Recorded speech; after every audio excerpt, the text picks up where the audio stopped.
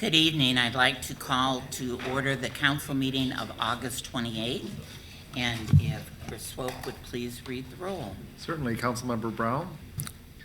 Present. Councilmember Garza. Here. Councilmember Hussein. Here. Councilmember Jackson. Present. Councilmember Cost. Here. Councilmember Spatafor. Present. Councilmember Spitzley. Here. Councilmember Wood. Here. 8 members present, quorum, and we are to the meditation and Pledge of Allegiance. Is there anyone that someone would like us to remember during the meditations? Yes, Councilmember Cost. I would like us to remember Vernita Payne. She was the woman that passed away Thursday as a result of the storms. And if we could keep in our memories her family. She has a very large family, including 95 grandchildren and great-grandchildren. In the neighborhood knew her as the grandma over there and the captain. So she was very community-oriented and lived over there for about 50 years. She was part of Fabulous Acres. Correct, Fabulous Acres. Is there anyone else? Yes, Councilmember. Thank you, Madam President, and thank you for that, Councilmember Cost. I don't know their names. I just know that we also had 2 fatalities using carbon monoxide poisoning. They had generators. They'd used a generator inside their apartment. And I just think it's just part and parcel of just this horrible thing that happened last Thursday, and then these are just casualties. Not to diminish what happened, but I think that they're also victims of this storm and what went on. And so if we can just remember them and remember everybody that had damage and are still struggling with power outages. Okay, thank you. All right, with that, if we could please rise.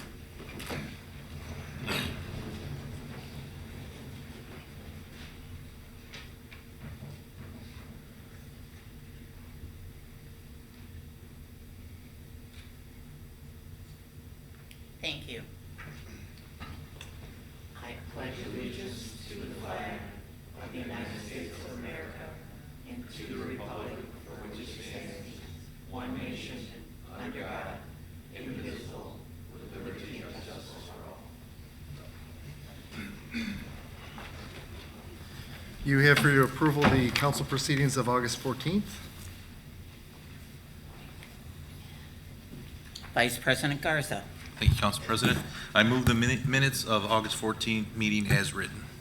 All right, we have a motion on the minutes. Are there any questions? Seeing none, all those in favor say aye. Aye. Opposed? Passes unanimously. And we are to special ceremonies and presentations. We have, we're going to add a presentation, a special overview on the storm damage restoration. And with that, I see that we have Andy Kilpatrick and we have Dick Peffley. Did I see Chief Sturdeman? Yes. If you could all come down, we would appreciate it at this time.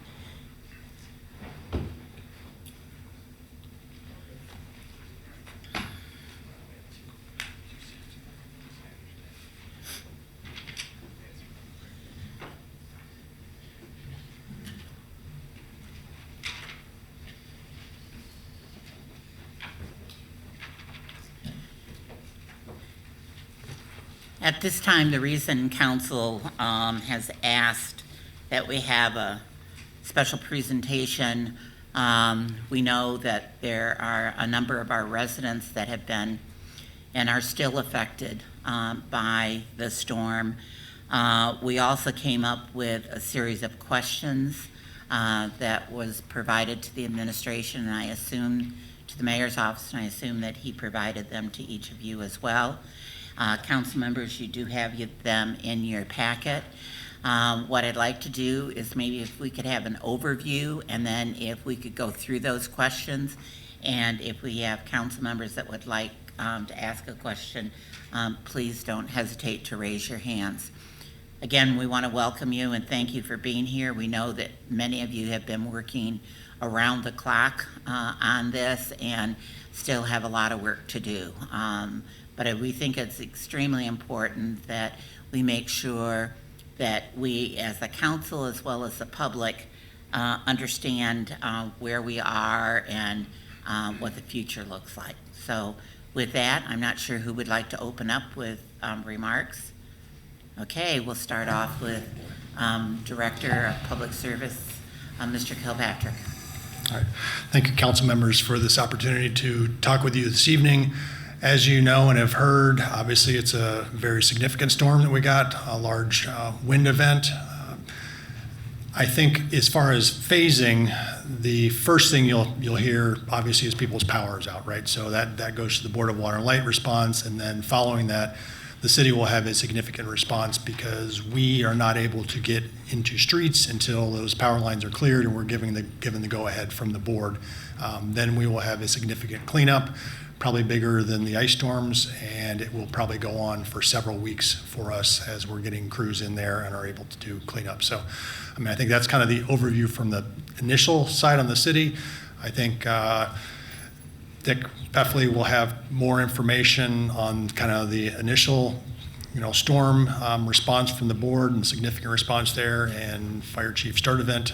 But if there are questions for me to start with, I can, Could we let them both do their overview and then I can let you ask your question? Fine, thank you. Mr. Peffley or Chief Sturdivant? Do you want to go I don't first? care which goes first. Yes, thank you, Council. From a fire perspective, operationally, we focused our efforts on response and mitigation during the height of the storm. A lot of calls came in. They were backing up in the queue at the 911 center, as you can imagine. It appears as if the storm moved in relatively quickly, and then it seemed to hover over Lansing and our region for a while before it blew out, and therein lies a lot of the damage. We had a lot of calls for wires down. We staged quite a bit of our equipment as we made a determination on if the wires were hot or if they were cable lines or whatever before we transitioned on. From an emergency management standpoint, right now we're focused on the recovery efforts with the documentation. We did receive a signed executive order from the governor's office related to our declaration of an emergency, which is a huge first step as it relates to the possibility of reimbursement of our costs. Due to the short staff on the fire department, a number of our folks worked a couple, maybe even 3 days straight because of our need for overtime to backfill the positions. We did have a couple members that sustained some damage to their homes. There was some concern there because with that in the back of your mind, it becomes a safety concern because now you are no longer focused on the task at hand. So we dealt with that as best we could. Right now we are measuring our members as it relates to the emotional toil. We want to make sure and ensure that everyone is good from a mental health standpoint, so we're monitoring that at a very high level. I will be following up with our emergency management division staff in the morning because the declaration from the governor's office came late this afternoon. So we'll determine some of the next steps, which will be working with city finance, ensuring that we have account codes lined up so that we can start tracking and submitting our expenses for the possibility of reimbursement. So that's kind of an overview, if you will. All right. Mr. Peffley. Thank you. Good evening, Council. To start with, this is the single biggest natural disaster that the board's ever had to respond to. We had, at the height, 35,000 customers out of power, and we restored 80% of them in the first 72 hours. And our goal today was to get to 90%. We were at 88 when I left, so I'm sure that we'll hit that target. And then over the next couple of days, we want to mop up the rest of it. Restoration efforts were slowed. We had to bring in 40 tree trimming crews to clear the streets so that we could get to the wires. Now, our version of clearing is a little different. We just cut a path with front-end loaders and that so we could get to these downed wires. Any down wire is assigned to a board employee in a vehicle to sit on it until we can get there so it doesn't tie up valuable police and fire resources. We had 400 down wires.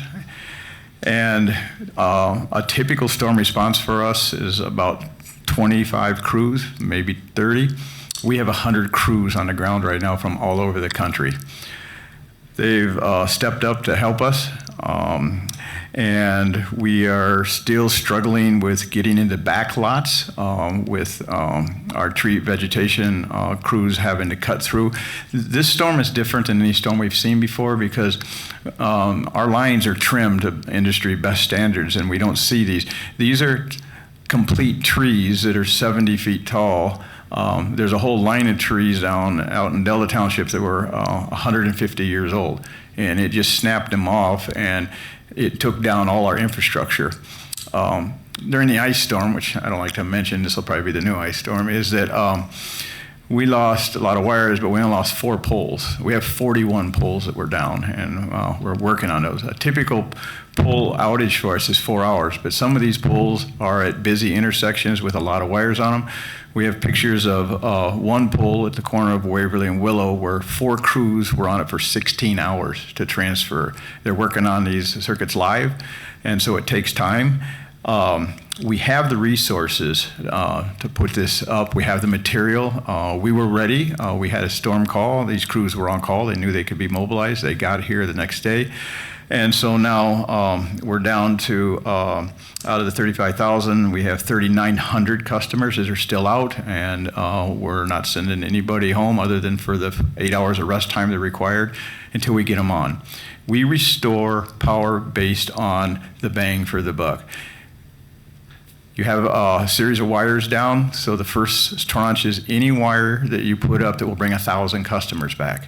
Then you drop to 500 customers, then 250. We're right now restoring wires that bring 60 back. And so that's how it's restored. We don't look at any geographic area, we don't look at anything other than that because we have to just get in and get this done, and that's how we do it. If, say, we're at the 100 customer per wire and we have somebody that's identified with special need, we can move them to the first of the 100. You know, you'll have maybe 20. I think we had 20 lines down that would affect 100 customers, and if somebody has a special need or a senior complex, or we get a call, they can be number 1 in that pool, which does move them to the top. So we do that to help out folks that have special needs. So right now.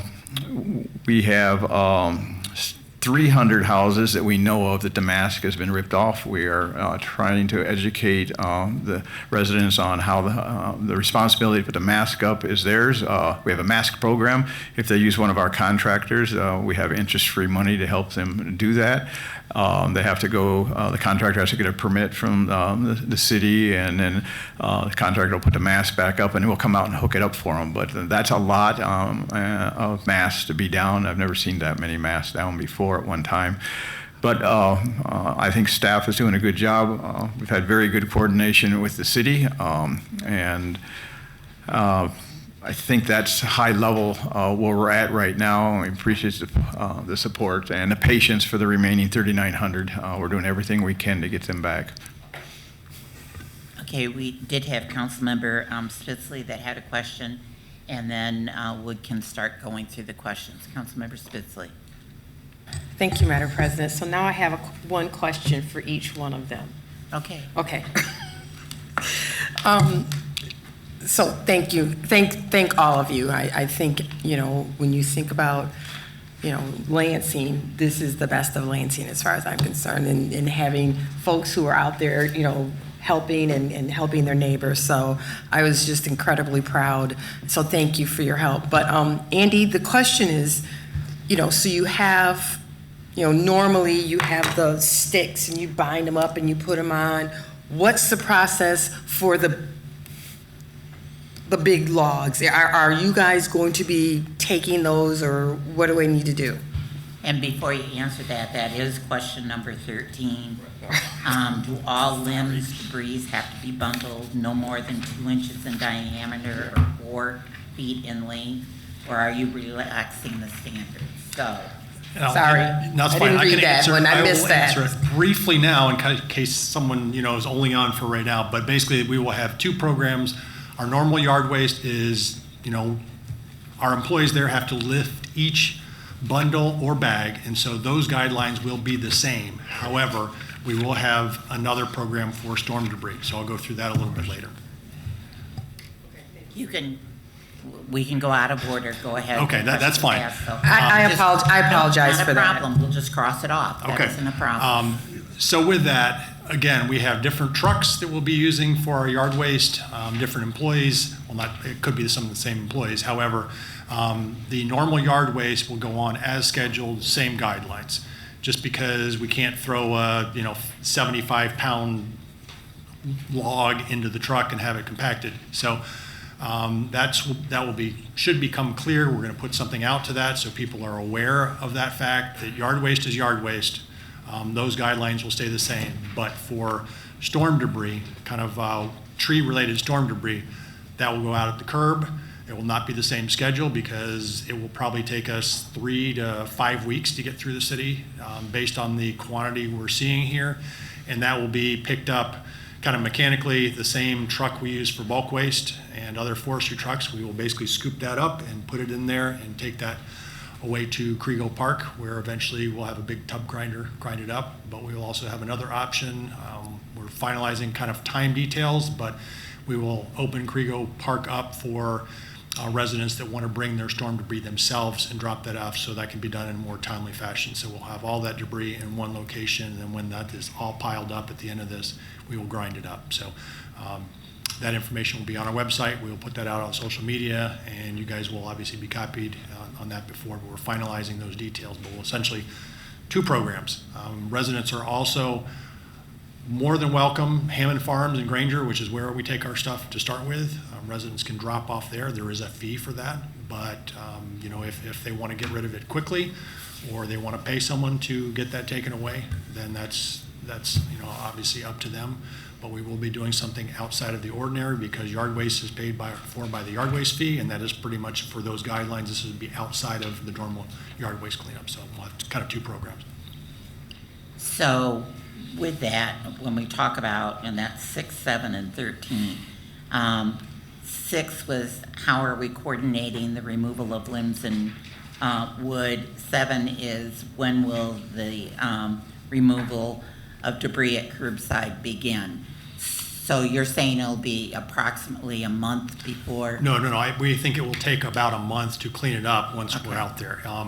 Our first priority is to get basically all the streets back open, following up with the Board of Water and Light once they're done with their work. And then later this week, we assume we will be out there starting with collection. But again, I don't think we're going to start with kind of whatever trash day we're on there. We're just going to, as we have crews available, we will go into areas, and we will be going through several times. So it's not like it's just a one pass through. You set your current stuff out there, but there will not be a set schedule. If you think it would be helpful for residents to have something set, we can look at something, but it's, again, we're not going to know how long it's going to take until we get out there. Certain areas we're hitting much harder than others, and it will take us much longer in certain areas to get through, especially that southwest side. And there are pockets around the area. There's a Tecumseh River area that was kind of hard hit, and some of the west side. So it will be multiple crews going, multiple days. So I don't know if we will necessarily concentrate on one single area, or we're going to be scattered as we're able to get there after the Board of Water and Light's doing their work. Councilmember Spitzley. So thank you for that. So my follow-up question then is, because there's not really a set day, folks should just start putting the stuff on the curb right now. Yeah, I will basically. I'm not trying to be no, funny. I'm just trying to figure out when correct. they need to be doing this. Right. Okay. As they're able to get things out there. Okay. But the one difference is we would prefer larger lengths, at the curb for this storm debris cleanup than we have with yard waste. Because again, the more times we have to pick things up, the longer it will take us. So if someone's able to take something out there is 6 or 8 feet long, great, we can pick that up. That's actually better than cutting up to like fire size length and picking it up. My hope is that people will take advantage of this kind of for what it's meant versus hiring a tree company to come and take a bunch of trees down and then they drag it all out or have the tree company drop it at the curb. It's more large kind of storm debris that people are able to take out there. And, obviously people can decide themselves how long they want it to stay there. One downside here versus with the ice storm is obviously this is during growing season. Grass is not dormant, and if stuff is, a pile of brush is sitting out there 3 or 4 weeks, you're probably going to have some grass that dies there. And so that's something that residents have to kind of the balance of whether it's really worth it to them to have it out there, and we will get through as quickly as we can. But right now, until we know what's kind of piling up out there, we have a little experience based on what happened to the east side several weeks ago. Hopefully we don't have that throughout the city, because that would take us, a whole year to clean up. So we'll know a little better once we see kind of after this next weekend. People have an extra day with Labor Day to get stuff out there, and we'll have a better idea of how long it might take us. All right, we're going to start with the questions. The first one is, what streets are still blocked completely in Lansing? So with that, the ones that we had in CityWorks, and again, that is our work order system, we have cleared those. As of Friday, that was 10 that we had completely blocked. Now we have a number partially blocked, but that does not include what the Board of Water and Light has for reported outage area that we're not able to get into yet. So it's kind of a combination. There is not one comprehensive list that says, here are the streets that are fully blocked, here are the streets that are partially blocked. I know, and again, this is the less hard hit area, but today with trash day at the north end, obviously Monday, we only had one street that was completely blocked up there, which is Roosevelt, that we did not know about, and it will probably become more and more as we go south as they're further ahead. But we're really relying on, and I guess this is maybe your question 19, if we sweep the whole area, really what we're relying on is calls into either 311 or kind of working with the Board of Water and Light for things that are down, or people putting things in through Lansing Connect. Okay, I appreciate your answer, but I will tell you from my experience and what people called and told me, and I think some council members had the same experience, there were people that had called 311 and some people had waited 10, 15, 20 minutes and no one picked up. And then when they called the emergency number for public service, the message that they got was that the office is closed and call back on Monday. So hopefully that has been rectified and that people, when they call, are getting some response. So Mark may have some I have information, some data on 311, if it's helpful. As of last Friday evening, the longest wait time to speak to an agent at 311 was 3 minutes and 7 seconds. There was an option after being on hold right before 2 minutes to have someone at 311 call you back. That's called a queued callback. 83 people chose that option. The average call time with an agent was 4 minutes and 6 seconds. The average number of calls that 311 took on Friday was 562, compared to 306 they took the entire previous week. And I'm not disputing your numbers, but I'm also not disputing what people told me when they called. Sure. So if people didn't want to call back, they could have waited on hold. That was their option, but they didn't have to. And as far as our number, I'll just, our 4161, that should, after hours, ring to our call service. So I'm not sure what would have happened there, other than obviously last week we were switching phone systems, so things were not 100% worked out for everything. Yes, we know the phone systems weren't working. Councilmember Spitzley, I saw your hand. I think that, it was a trying time and everybody was trying to do the best they could. So that's the bottom line here I'm going to start at. Having said that, I also had folks calling me, saying that they're hearing stuff. And 311 is a great example of, you're calling and you're reporting, down wires and trees, and then they were given information that just didn't seem right. So I think that everybody was doing the best they can, but I do think that there was probably some issues in some instances where, folks don't just normally call somebody and say something that's significant. So just just take that for what it's worth. Absolutely, and the Thank you. nice part about 311 is that it's a system that's designed to learn from experience. So we can take this experience and build it into it. There is one thing that we learned with Lansing Connect, that generally with down wires, the message that comes back is to call 911. And that is, obviously, when you have a few wires down, that is the appropriate protocol. With something like this, that is not what we want, and that message has been changed. We'll probably revert back once the storm is over, but that would be something that we learned. It was pointed out to us, and unfortunately, when we tried Friday and into Saturday, IT tried to change it, and they had to actually put in a help ticket because something wasn't taking, but that message has been changed now. I have Vice President Garza. Thank you, Council President. So this goes along with 311. With city park trees or any city-owned tree, if that falls onto private property and damages someone's structure, a fence, whatever, personal property, who's responsible for that? I think the city would come and try and clear, but legally that's a question for Jim. I'm not sure if that would fall on the city or if that's, homeowner's insurance for the property it fell on. Be a governmental immunity defense, though the city would not be liable because of an act of nature. But most people have insurance and that would be covered. I would encourage them to put in a claim. Further question? Okay, number 2, I think you have answered. The question was, what is the estimated time to remove trees from streets completely blocked? And what I'm hearing is we do not, to your knowledge, have streets that are completely blocked at this time.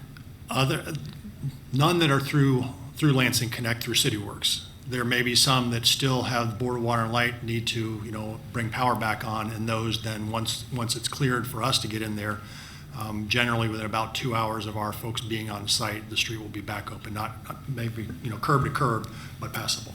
Dick? Yep, I can fill you in on that. There is, all Board of Water and Light wires have been made safe, so there's no total street obstructions. There couldn't be a lane, and any wire that is down that we have concerns of has a spotter, which is a human in a vehicle sitting there with a spotter sign. There was a lot of wires down, but they've been identified as communications, cable, and wires like that. So there's no electric wires down that pose any problem to the public. And if there is ones that look like tripping hazard or anything like that, we have an employee sitting on those, and we've made sure that where we're at, every street is passable, at least with one lane. Vice President Garza. All right, sorry about that. I guess I got one more follow-up then because I had a constituent call me today, and Beck Park's been naturalized for now about 15 years. So there are some serious widowmakers, trees that have been there leaning against other trees for years. That park has not been trimmed or taken care of, and this storm came through, damaged quite a few neighbors' fences along that park. And in my opinion, that's a neglect from the city because it's been constantly been brought, it's been sent to Lansing Connect, nothing's been done. We had a storm come through, and now, City Attorney, you're saying that it's immunity from the city? Well, first of all, President Wood mentioned a claim should be filed so we can analyze it. And I wish I could give you an easy answer for every circumstance. Generally, governmental immunity applies, but there may be circumstances where there's knowledge or neglect, whatever, that is no longer a defense. So we'd have to analyze the claim. Okay. And then turn it over to our carrier, who also would analyze it for us. All right, well, thank you. So I guess on the record, I would hope that you would send forestry out there because there are some serious trees and there's a lot of kids and people walking their dogs to that park on a daily basis. Okay. The third question is what streets are partially blocked in Lansing? And I don't know whether you're... Well, it'd be a significant number. So pretty much everything that the Board of Water and Light has gone through and restored power, there is a path through there. But until our crews are out there and clear curb to curb, and that will not be the end of it because that will clear the street. But if things are blocked, like sidewalks are blocked, then we'll have to go back and clear sidewalks, and then there might be other debris that's out there. Hopefully when residents bring things out, the instructions will be do not block, do not put it in the street, don't put it on the sidewalk, just put it in the parkway. But that will be as we're able to get through, and we've been instructing our our cart staff, as they're driving through, if they notice things that are a little unusual, to call those back in so we can get those recorded as well. But it probably will take, eventually, as we're doing some of this debris cleanup, we will be driving every single street, and that's when we know things will be completely clear. Yes, sir. The board's on track right now by close of business tomorrow that we will have nothing in the street that will impede Andy's folks from going down through there. Now, there's going to be a lot of wires that go from poles into customers' yards and their backyards, but nothing in the right-of-way or across the sidewalk. We're on track to accomplish that. Okay.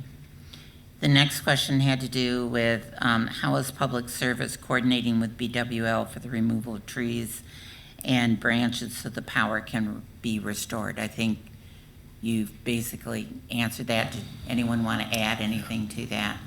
Essentially, so the Board of Water and Light comes in first. Once they've been able to restore power and do what they need to, they let us know, then we can come in and clear the right-of-way of kind of what's left, which is pretty much, the board does what they need to, drop things, move them out of the way, but it's still pretty much there. So pretty much every tree that's affected, we will be picking up at some point in time.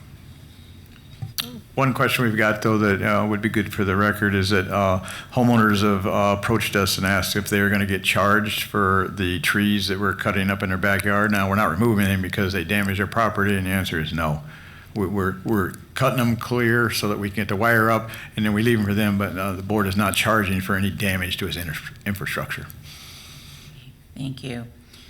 And as you indicated, you didn't have necessarily a geographic area for what areas are still without power. You just have a number.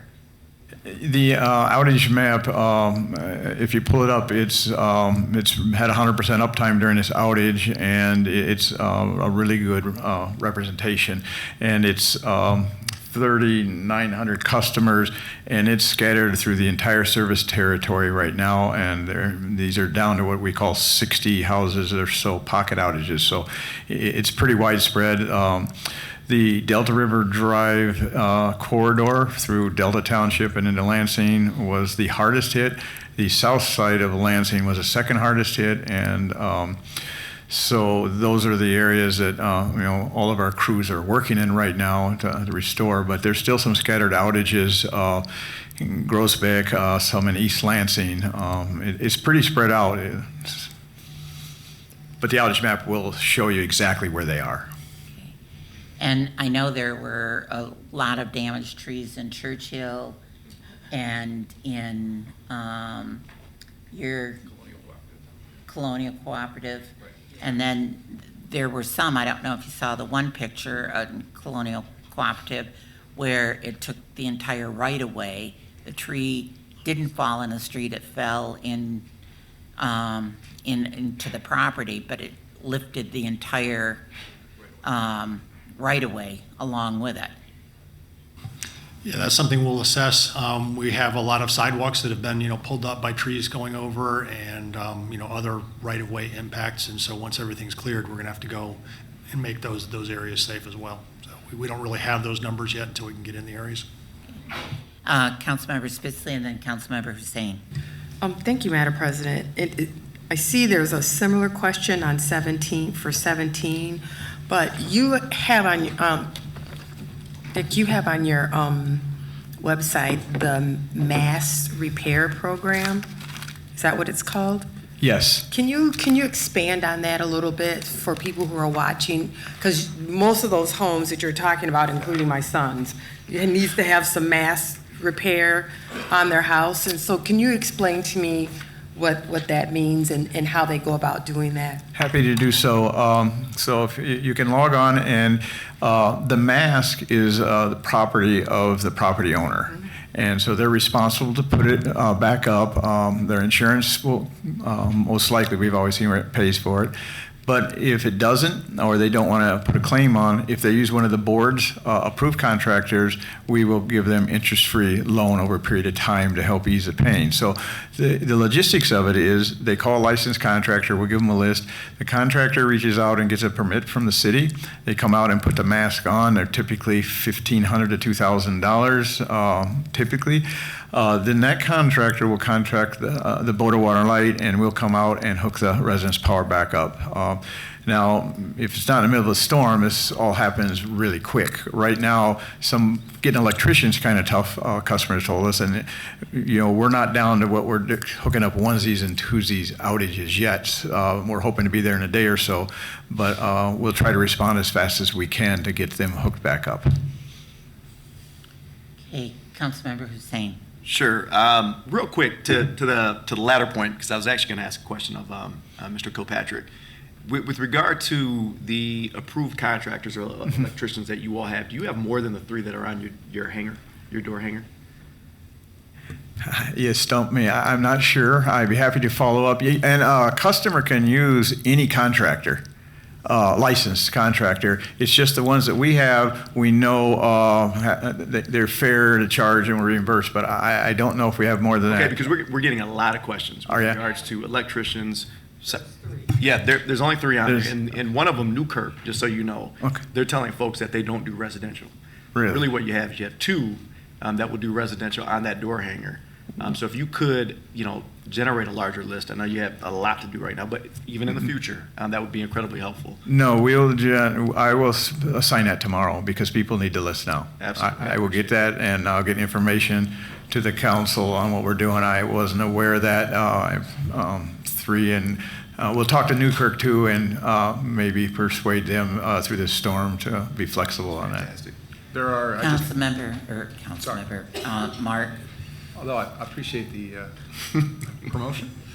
Mr. Peffley, I just went on your website. There's about 2.25 or so pages of participating commercial contractors on the website. And where is that? I went to the Board of Water and Light Okay. website and I just searched the word contractor. Okay. But that's different. Yeah, that is different than, yeah, it is. I went, find a contractor.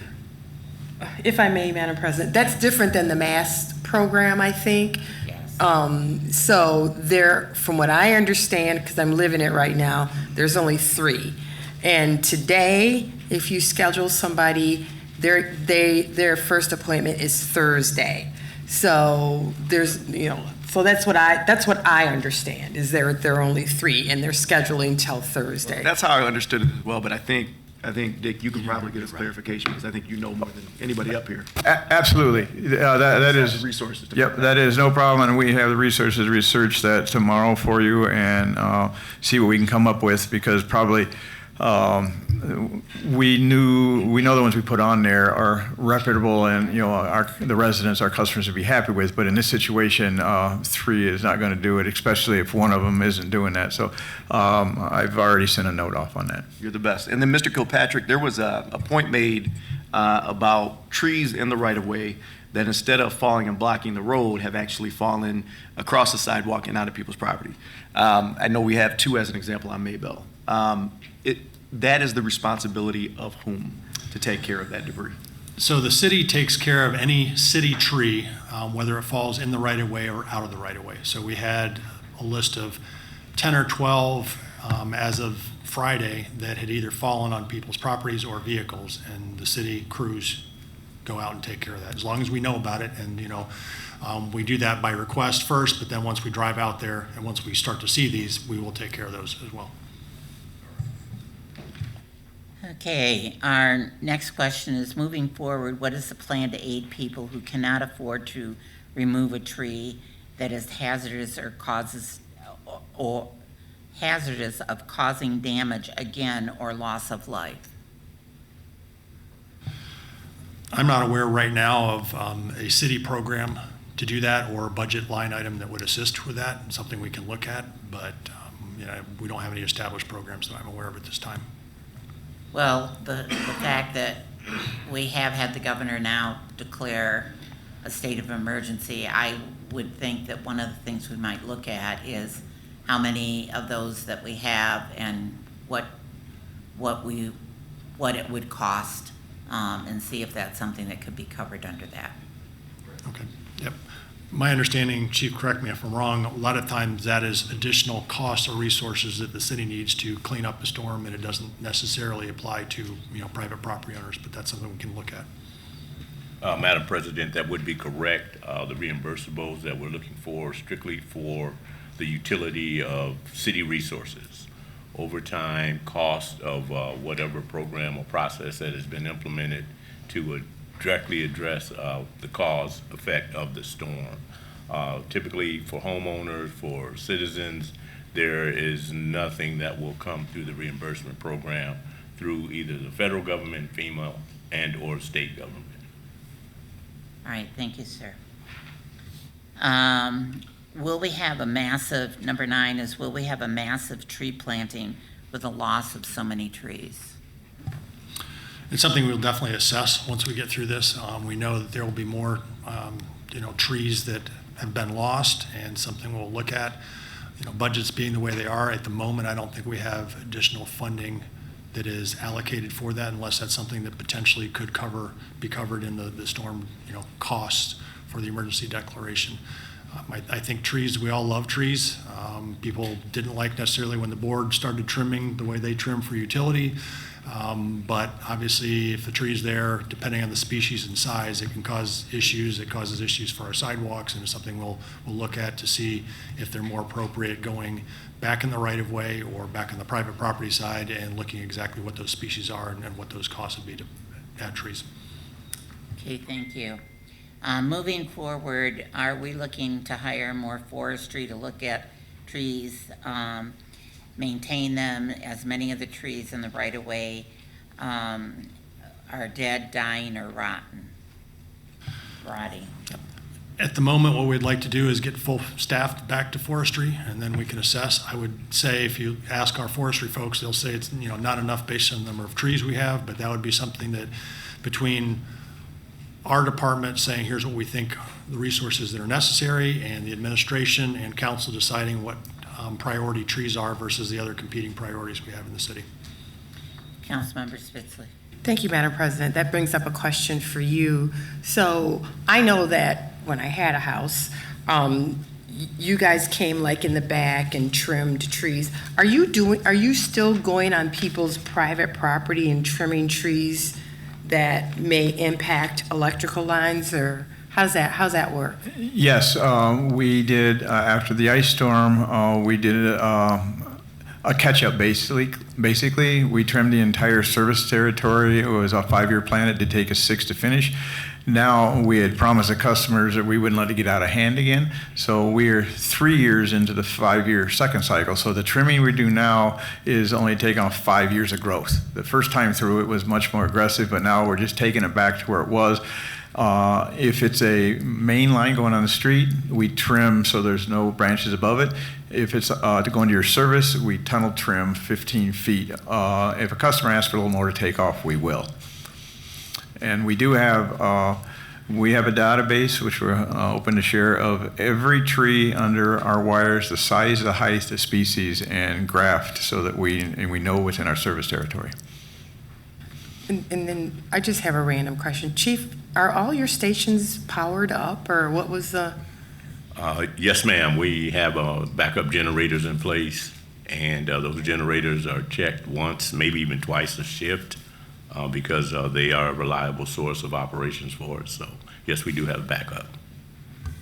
Thank you, Madam President. Thank you. Our next question is, have we looked into a tracking system like other cities use in cleanups like this, so that people can know where crews are and what the ETA time for them would be? So at the moment, we're planning to use CityWorks, and it will not necessarily be ETA, but it shows all of our current open work orders and closed ones. So everything we have through there is on a map. Residents can go click on that, and it will tell them the status, the address of that, and the type of request that went in there. Once we get into the areas where we're actually doing curbside cleanup, the thought so far had been to use our snow routes. We have 30 plus routes, and then we can say whether we're in there for the first time or second time but not necessarily an ETA of when we'll be on a specific street for cleanup. Okay. And Chief, this is to you. Why didn't some of the city sirens activate? The siren system is managed by Ingham County 911, and it is activated by zones. And the zones get tripped or triggered, if you will, based on the projected path of the winds or the storm. So not all sirens would activate simultaneously or at the same time, but those that are in the path of the storm in and of itself would get triggered. The threshold for activation is sustained winds above 75 miles per hour. Thursday evening, I think we were right at 78, 80 mile per hour. That's why some folks in the city may have heard sirens in the distance, but not necessarily in their community. Vice President Garza. Well, thank you for being here, and I really appreciate this whole group effort. I mean, you guys have been knocking it out the park. I mean, I can only understand or imagine how hard you guys are working around the clock to get our services back. So I really appreciate you. So thanks for being here. I did have a constituent reach out because I did hear the siren. It was a faint siren. I live in southeast Lansing and maybe a quarter of a mile from North School, which has a siren. And that hasn't been going on either. I sent a message to the mayor. He's Sosby was supposed to be looking into it. But that siren has not been working, according to neighbors in that area, for the first Saturday of every month. And it did not go off. Yeah, that probably is accurate. We do have some sirens that we're in the process of decommissioning. They've been deactivated due to age or maintenance issues. They're in the process of being replaced. They have to be powered down through either consumers or BWL. And once that is done, then we'll have a vendor come in and actually remove them.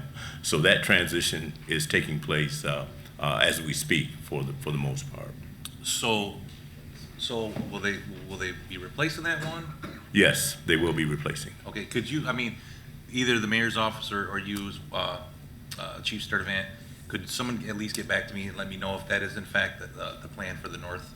Absolutely. This has been a long-term program, the replacement of the sirens, because of course it does not happen quickly, but it has been on the drawing board for year and a half now. So we're slowly in the transition of replacing and updating the sirens. And I will follow up a little later this week and get something back with you on the current status. All right, appreciate that. Thank you. Councilmember Spitzley. Thank you, Madam President. So it's been determined that that whole thing was a storm with straight line winds, or what's the end result of what exactly happened? The end result was that we actually had touchdown of an EF2 tornado. That's what I said. Okay. Yes. Okay, all right. And In the Lansing area? yes. Okay. Yeah, thank you. we actually did. All right, thank you. Okay, for BWL, why did the BWL outage map have inaccuracies reporting people as having power when in fact they did not, prompting repeated calls to report outages, much like we had in 2013?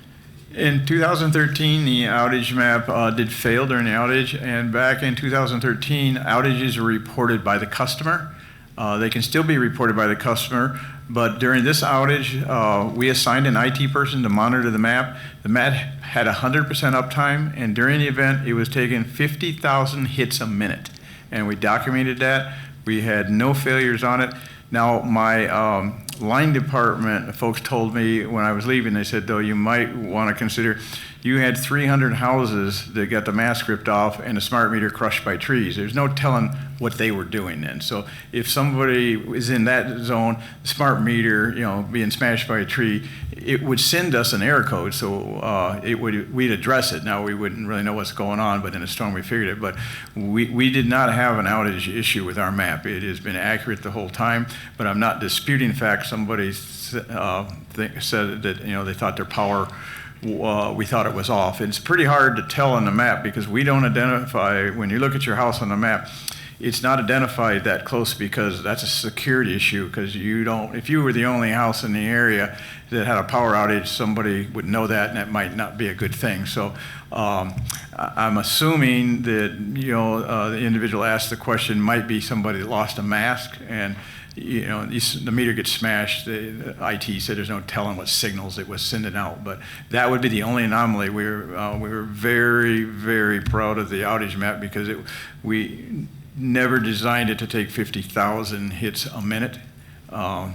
People they just must have been clicking on it nonstop, and it stayed up the whole time. So I did research it, and that's the best I could find out. We only have 3 more questions. I believe this has to do with the mast. The council member that gave this to us, if it's not, please correct me. How can homeowners find contractors who are licensed when there is a shortage of services right now? Was that whoever gave us that question? Pardon? He went through that and answered that. Okay, so you're okay with that one? All right. Okay. Our next question is, what was and is the plan in these types of emergencies to ensure that we are addressing the elderly, disabled, such as retirement communities who may not be able to report as quickly or at all? Right now, there was an additional question that spoke to the sweeps, if you will. And from an emergency management standpoint, we are looking to work a little bit more succinctly with community members, because if you remember, the 4 phases of emergency management are preparation, respond, mitigate, then recover. A lot of times we don't know what we don't know until after the event, but there are some proactive measures that we can take. We had a couple of our crews that conducted a welfare check at the Colonial Wood Apartments because of the issue that we speak of here. There's no backup generator at that facility. There are a number of residents there that are not necessarily special needs, but have nuances there. I was very, very impressed because the residents there circled the wagons around themselves and their system. There were ladies cooking and passing out food, water. There was a ministry outreach group from one of the churches that was on site, but management was really nowhere to be found. So from a welfare check standpoint, the fire department definitely will look to become a bit more proactive in that regard, but that level of sweep on the front end is not necessarily built into the emergency plan because of the possibility of a widespread incident where our resources would be stretched thin. But that is something that we are very interested in looking at and taking a much deeper dive into what we can do to kind of bridge some of the gaps between the actual incident happening, how it's impacting community members, and what we can do on the road to recovery. Councilmember Hussein, did you want to piggyback off of No, other than what? we are working with law right now to explore if there's anything we can do through our kind of suite of ordinances, if you will, to address some of those issues, to make sure that some of these facilities, whether they be residential care, whether they be assisted living, whether they be independent living, whatever they might be, that they have those necessary backups. Because we were talking to people that were talking to people that were stuck on 2nd and 3rd floors. We were talking to people that were on medical devices and they didn't have power to obviously power those devices. We were talking to people that had medicine that need to be refrigerated, and the medicines were going bad. And to hear, I know myself and Councilwoman Wood were both involved in the Colonial Woods piece, but to hear that management was nowhere to be seen as criminal. And so we've already started exploring some of those things and having some conversations with law, and so something should be forthcoming. Councilmember Brown, and then I'll take him, Mark. Oh, thank you so much. Yes, the council member Hussein's point as well. It's very saddening, but I know that we do know throughout our community different homes or places where there's people with disabilities or vulnerable populations. And I would think that, as you've articulated, as we go forward, that you would have those identified, whatever natural disaster might be happening, that we could make sure to, put them as a priority, whatever plan, you guys are the experts, but we have had people, Colonial Wood and other folks in devastating situations, and they're the last to get the care, and it was quite, unfortunate. Yeah, that's a great point, Councilman Brown. Developing a register, not only of individual residents that have those needs, but also facilities in the city that we know don't have the generator backup, that we have to make a reasonable assumption that property management or the administrative team of the facility may not be able to get into the city or respond because they're dealing with their own issues. What can we do to bridge that gap? That's what we will be exploring with our emergency management staff and in my office as we move forward. Thank you. Councilmember Singh. This question is for Dick. So Dick, I know that you don't have necessarily a geographic system for prioritization, but that you do have a general kind of prioritization. And I believe it's hospitals and then urgent cares and then police stations, fire stations, pumping stations. Has there ever been any discussion when we talk about some of these senior facilities to put them somewhere on that list? We can, the list, believe it or not, the critical infrastructure like that have all put backup generations that we know of. So the list has kind of gone away when it comes to that. Now, if we were to get a call from police or fire and say that their generators are working, can you divert a crew over there? Of course we would. And when I got the text for Colonial Woods there, I said I went out there to see what we could do to move things around without upsetting our entire apple cart, and we were able to do that because they only filled one resident under the next tranche, so we sent somebody out there. It worked out good that time, but sometimes an individual homeowner, it's tough. But large facilities like that, most all of them have notified us that they have their own generation, and we put our own, even our water plants lost power, both circuits, and our backup generation ran, and we didn't have to elevate. We didn't get any request from the townships or anybody to elevate one of their critical infrastructures that we would take a look to see what we could do. So, yeah, we're always interested to see what we can do more in that aspect. But it's tough, with 35,000 people out. But we appreciate the calls and the texts because we do look in to see. And in that case, we were able to move that facility to the top of the next list because we were at that number without creating any heartburn, so to speak, with somebody else. Say, why did they get moved? Because I can assure you the head of the state did not have energy, and I did not make any changes there. Okay, our last question, and I believe you've already answered this. Did or do we sweep known locations as part of our emergency plan? And I think you indicated to that. Yes, ma'am, that's not written into our plan, but we are looking for ways to get creative on what we can do to not only identify these locations and facilities, but also to have a contingent so that they are somewhere within the initial priority for a wellness check, and we can provide resources at that point. On behalf of council, we want to thank you, gentlemen, for all being down here. Yes, I didn't see you. Well. I'm sorry.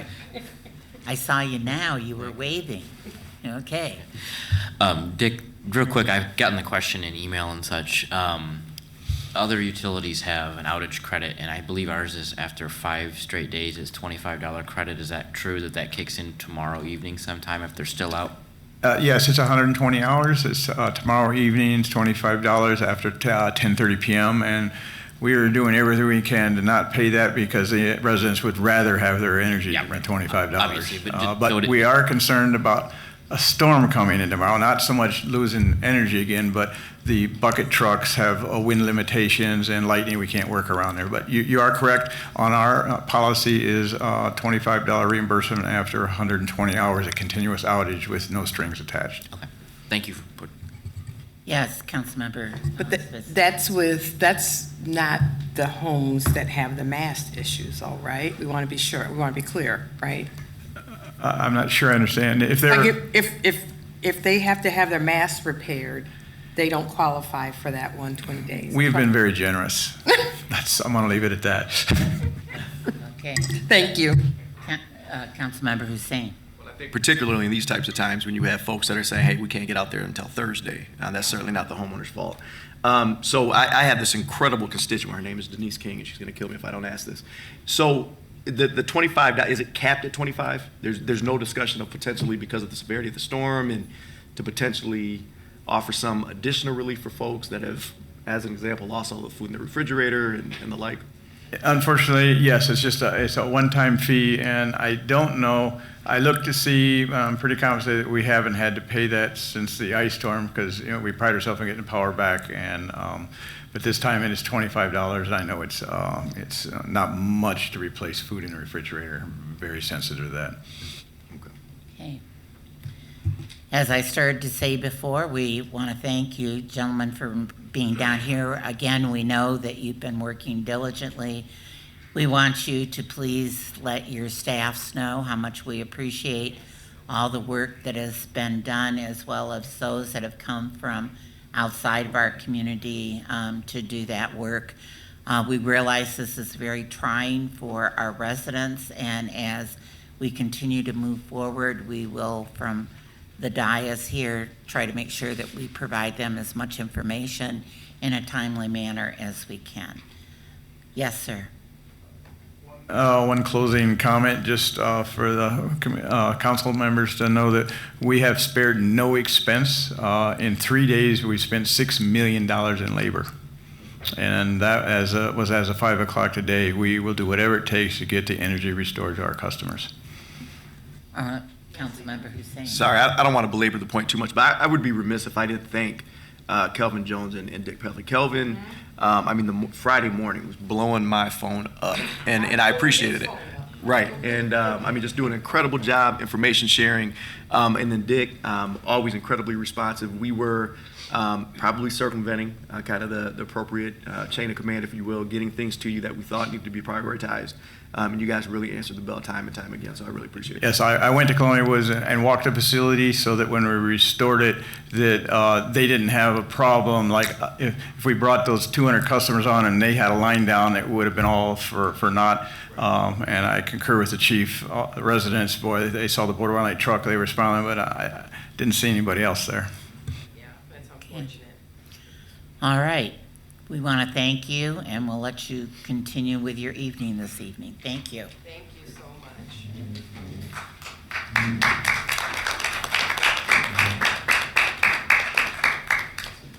much. Okay, we are to the next special ceremony, which is a presentation and overview of the proposed Human Relations and Community Services Ordinance amendments. And that would be Director Coleman.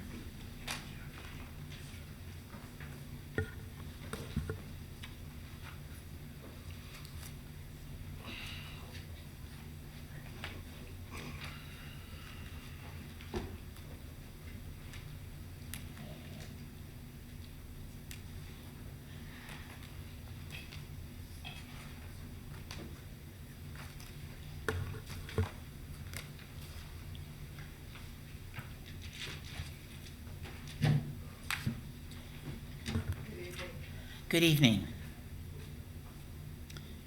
You're going to give us an overview of the ordinance changes at the committee of a whole, and when we set the public hearing, we had a series of questions that we asked the city attorney, and he indicated through those that there were a number of those that were requested by you as director, so we had asked that if you could please come down and go over those with us, we would appreciate it. So council members, in your public hearing, in your blue binder, under public hearings are the ordinances there. And if there's a specific one that you're going through, if you'd let us know which one that is. Absolutely. Again, good evening, Madam President and council members. It is with pleasure that I'm here to help share information about the changes that we're proposing. Just so you know, and just to give you a little bit of background, on Tuesday, May 31st, 22, one of our board members expressed some concerns about their responsibilities, and it continued throughout the meeting.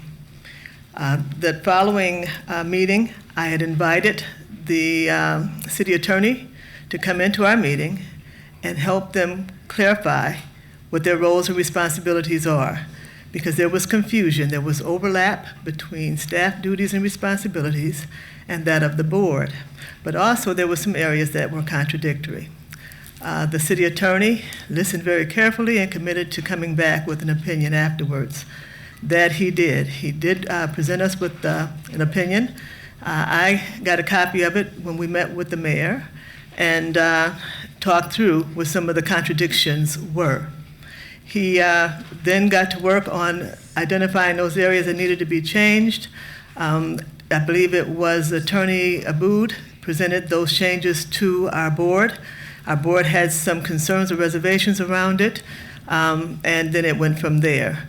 And so you asked, what did I present? There was an area in June that was presented to me that I asked a question of clarification, but I did not give them any specific changes to make. So that would be a misunderstanding between myself and City Attorney Smirka. I will, though, turn it over to Mr. Smirka and let him speak more clearly to the changes that are going to be made. Well, Mr. City Attorney. Yep. Um, Amani, Deputy City, or Assistant City Attorney Amani worked with HRCS in preparing the draft ordinances that you have. I just want to let you know. It all started with an opinion, that is correct, which I issued in December, well, it was in January of '23. Taking the city charter and the functions of the advisory board and the powers that the advisory board has under the city charter, it was clear that some of the provisions of the ordinance that was enacted back in 1997 went a little bit beyond what is required of advisory boards, basically making some of their activities administrative. So the opinion that was issued, which is an analysis dated January 11th of 2023, which sets out the powers of an advisory board, what they can do and what they can't do. And it's all in that opinion, and I'm sure all the council members have it. And then, after I did that analysis, I looked at the ordinances and what violated the charter, and I made recommendations in the ordinance. So it results in basically taking some of the language that is administrative and making it into advisory or recommending. Those are most of the changes in the first two ordinance amendments that you had. It just is evaluate, recommend. There were also some names of the department and the advisory board that were wrong and it got changed. The last two repealer ordinances, let me start with 08 first, because 08 doesn't really do anything except repeats what the city's position is on civil rights. And that was in '97. The Human Rights Ordinance was passed in 2006, and that is the comprehensive civil rights ordinance for the city of Lansing. There's no power granted to anybody in 2008, so you can repeal it or not repeal it, but it's just surplus right now. 2006 is the other ordinance that's being suggested for repeal. That is the one that sets up a complaint procedure in the advisory board. But it doesn't give the advisory board, for civil rights complaints, it doesn't give the advisory board any power to take action except study, have hearings, and then report their findings to the city attorney. Again, that procedure is set up in the human rights ordinance in more of an elaborate way with civil infractions and a schedule of fines. So that one can be repealed. That's basically it, and that's where we are right now with the ordinance changes that you have in front of you. So again, the first two ordinance amendments clarifies the advisory role versus the administrative role. The third ordinance is the complaint procedure that is really covered by the human rights ordinance now in more elaborate detail. The fourth ordinance, which is a repeal of 08, is basically a broad statement of civil rights, which is elaborately described in the human rights ordinance. You could leave it in there or repeal it. It's just surplus. So that's basically where we are. Oh, okay, I've got council members that all have their hands, so I do see you. I will call on you. But, Jim, this ordinance was written in 1997. Right. You were here. Well, I had just started. The ordinance was adopted. I'm sorry. You were city attorney. I know I was going to get this question from you. Yeah, yeah. Well, ordinances are written 25 years ago for different reasons at different times, different assistant city attorneys. There's never been that I could tell where there's been a problem in enforcement of that ordinance. What I did was take the charter and analyze it as a result of questions from the HRCS board. That's Well, what happened. and I guess my question would be, aren't we doing that whenever we're writing an ordinance, trying to make sure that it's not contradictory to the charter? I wish I could remember what happened 25 years ago. I don't know who did it. Jack I don't- Roberts wrote it. Was That's, it? I I didn't explore that with him. But then we had a different council at that time. We followed up with a different city attorney before me. So I don't know how to answer that. But I did an analysis in today's, with the ordinance that I was given to review and matched it against the charter. And those are the changes that I'm recommending. Okay, now I'm going to bring it up to the current day, where we'll drop the 25 years ago and we'll bring it up to the current day.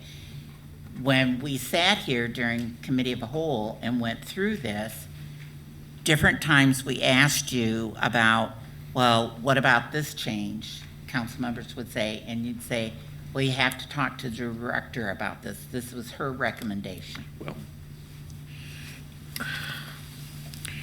too easy of a statement. When we came back from the advisory board, I'm not a director of that department, so I have to consult with that department. So it's a unified effort. But what do you think about this section, or what do you think about that section? And then drafting. So when I say director, it's the way she explained it and the way I explained it, going to the board and getting input from them. I don't know if that answers your question. No, it doesn't. Okay, I've got Councilmember Spitzley, Councilmember Cost. Did I see your hand, Councilmember? Okay. Councilmember Brown, Councilmember Spitzley. I think you answered my question, but I'm just a little confused, and I think it's probably because I wasn't here on the 14th when you guys went through this, but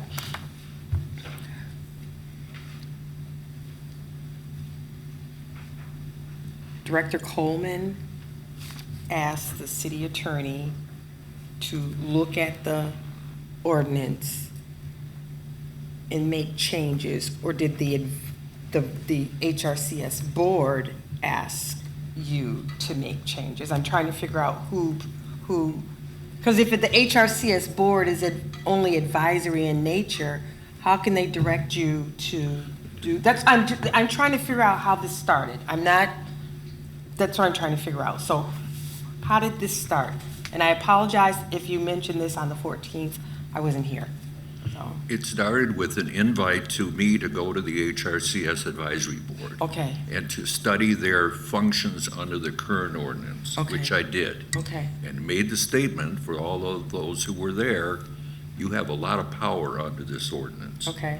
And so I was asked, I don't recall if I was asked by the board or by the director to Okay. write an opinion. All right, thank you. And there's the opinion. Okay, thank you. Councilmember Closs.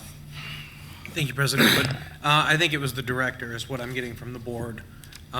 So I guess I'm confused here on consistency, right? So you said back in '97 on this that, you know, times were different. We had different assistant city attorneys, but we just had a discussion about outside legal counsel, and that decision was from 20 years ago, and it was always the opinion of city council, in your words, and is always going to be, or city attorney, and always going to be the opinion of city attorney. So how can this change, but that opinion's not changing? Because, I mean, this has been on the books since 1997. 26 years. It could have been started by the city attorney that was there prior than I came in. I'm not able to independently recollect this specific ordinance. I don't know who drafted it. I was asked to look at it in 2022, which I did, compared it to the That's charter. not my question, though. I'm asking about consistency here. So on this, you're saying, well, you know, it was written in '97, there was, you know, other assistant city attorneys. Times were different. We were doing all kinds of crazy things in the Right. '90s. Now, we asked this just on Monday about the ethics question, and your opinion was that we can't ask for outside counsel. That was the opinion 20 years ago, and it's not going to change. So I'm confused how that doesn't change, but this is changing. I don't know why you're confused. We analyzed the issue that you've raised about ultravirus. That's been the opinion for 26 years, ultravirus. This has been the opinion since '97. It's been an ordinance. Okay, well, it hasn't been challenged by your office. Yeah, I'm Correct? just standing by our opinion. So you're changing your opinion 25 years later. I'm modifying the current ordinance to be consistent with the charter as I read it. That's all. Advisory board. It has not been a problem in function for 26 years. So I guess I don't know why it's a problem then now, Jim. Could you explain that to me? Because I was asked to look at it in detail. I thought I already explained that to you. I was I'm asked sorry? by the board to look at this ordinance. You talking about this ordinance? Yeah.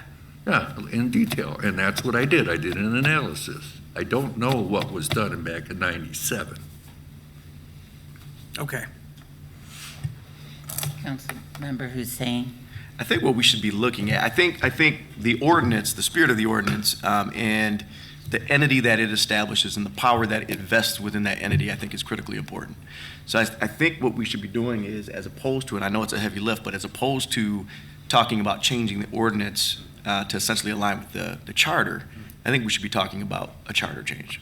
And again, I know it's a heavy lift, but if that's what it would take to make this body administrative in its function, then I feel like that's maybe what we should be talking about and how we eventually propose that to the electorate. Okay, so, had you had? Oh, yeah. Okay, Councilmember Brown. Thank you, President Wood. I agree with Councilman Hussein 100%. From my understanding, the board wanted to implement their authority to make decisions and policy changes to ensure that community engagement was fully instituted in the decisions of the department and the voices of our constituents and residents was heard. If we're looking at saying that the charter does not do that in advisory capacity, then how do we make changes that give people the empowerment, of course, not the full authority of an employee, but still makes it the reason why we have advisory boards in nature in the first place. And so additionally, I would like to say, and I agree with Councilman Hussein, is if there is a challenge city attorney, then why are we spot checking one advisory board versus looking at how the advisory boards for the city are in place and what we want to do to make sure that they're all uniformly in compliance, or to make that change? So we're looking at things from an overview and a true perspective versus saying, well, we want to do this and that. From my understanding, because I was here when that meeting had taken place, was the board wanted to be able to know what their current authority was so they could do their job of why they were volunteering and wanted to be heard in the community. So I don't know how that turned and shifted into we need to make ordinance changes or advisory board changes. So that's quite a bit. And then this came to us. So you said the board and then you said the director. So in the changes, when I asked you last week, you said it was the director who brought them to you. And my question was, what was the intent to bring these changes? Was it to give and empower the board more, support in implementing why they volunteered, or what was the intent? And you said it was the director, so you weren't able to tell us, and now that's changed. That's the whole thing too. So I agree with Councilman Hussein on, we really need to look at this because this is the voice of the people and the decisions being made, as well as human relations, community services, a very critical department in our community for our most vulnerable population, and everyone knows that our community, supports those that in need. Thank you. Okay, so this is where we're at this point. We had asked Director Coleman to give us an overview. What we've heard here is that the city attorney wrote the ordinance based on what he has determined were conflicts with the charter. We are having the public hearing this evening. This will go back to council, and then council will make a determination on where we go from there. So, yes, Jim. I know you're saying it back to council. Let me just leave you with a couple thoughts. Number one, on the first two ordinances, just make the changes using evaluation and recommendation. With the 06, it's a complaint procedure that just ends up in a report being given to the city attorney. In 2006, there was a human rights ordinance that is more elaborate on how complaints are handled for civil rights, including civil infractions. And in 2008, in .08, it doesn't do anything. It's just a statement of civil rights. I just want to leave those thoughts with you. Okay. Yes. Yes. I just want to clarify also that you have an ordinance here that was updated in 2019 that clearly states that the complaints come to the HRCS for our review and to determine whether or not there's enough justification that there is a breach in one's rights. Once we've identified that, then we send it to OCA. You have another document here that was updated in 21 that said the Human Relations and Community Services Advisory Board shall receive and examine complaints. So they completely contradict each other. And I guess that was part of the concern that was expressed with the board. They had the document that says that they receive complaints. You have the ordinance that says that we receive them and pass them on to OCA. So there's clearly a need, whether you want to go back 20, 40, 50 years, there's clearly a need to straighten this out so that our board can function the way it should be functioning as an advisory board, and that complaints are handled in the way that they're intended. Thank you. Councilmember Spitzley, then Councilmember Cost. I'm sorry, what document are you talking about? I got the ordinance. She's talking about the human rights ordinance. I got the ordinance, but, so both versions of the ordinance? I'm trying to figure out, you mentioned a document, then you mentioned the ordinance. That's correct. There's a document here that supposedly recites the ordinance that was updated in 21. And it's a document outlining the HRCS responsibilities. And then you have ordinance number 1203 that clearly states and outlines the procedures for managing those complaints. Yeah, I remember They don't the do that. ordinance because I was on the committee, but I didn't, when you mentioned the reference the document, I just That's needed right. to know which document That's you were right. talking So when they about. see this, and this is Right. the document that they have, they want to know, why aren't they doing this? Well, because that's not what you're supposed to be doing. So then when we tried to clarify it, no one was ready to hear it, so we brought in the city attorney to make the changes, well, not to make the changes, but to clarify their roles and responsibilities. Thank you. Yes, we make the changes, this body. makes the Right, well, Councilmember, I just couldn't agree with you more that we need to clarify these two things and put the power to the people that are on the HRCS board. So that's all I had to say on that. okay, thank you. All right, we want to thank you, and we're going to move on into one quickly. I'll just say this, when my hand was up, I apologize. I think if we look at the Charter 5-106 Advisory Board functions, the issues that I was hearing is item 1, 2, 3, 4, 5, and 6. For example, item 5, each advisory board member may develop its own proposals for new or altered policy and programs and transmit these to the mayor and city council. That has not been being done.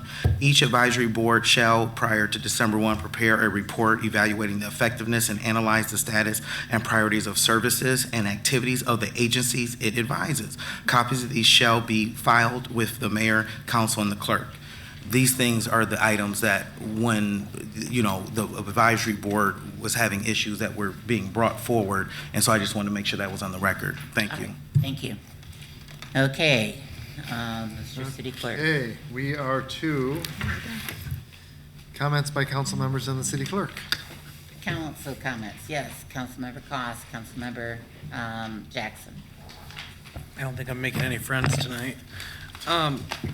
So I just wanted to clarify something. We had a conversation last week in text messages with several council members, and the mayor was involved, and Mayor Shore, I don't think you recalled the cooling centers that we had put in via the amendment. That was the nature of the text message. So I actually went back and we were able to find in the committee of the whole meetings the amendments that were presented by myself and Councilmember Jackson did in fact call for warming cooling centers at our 4 community centers specifically. Member Brown actually double checked on the cooling center question itself, and then I think you actually had chimed in saying that we would need certain things, staff, operations, security, that kind of stuff.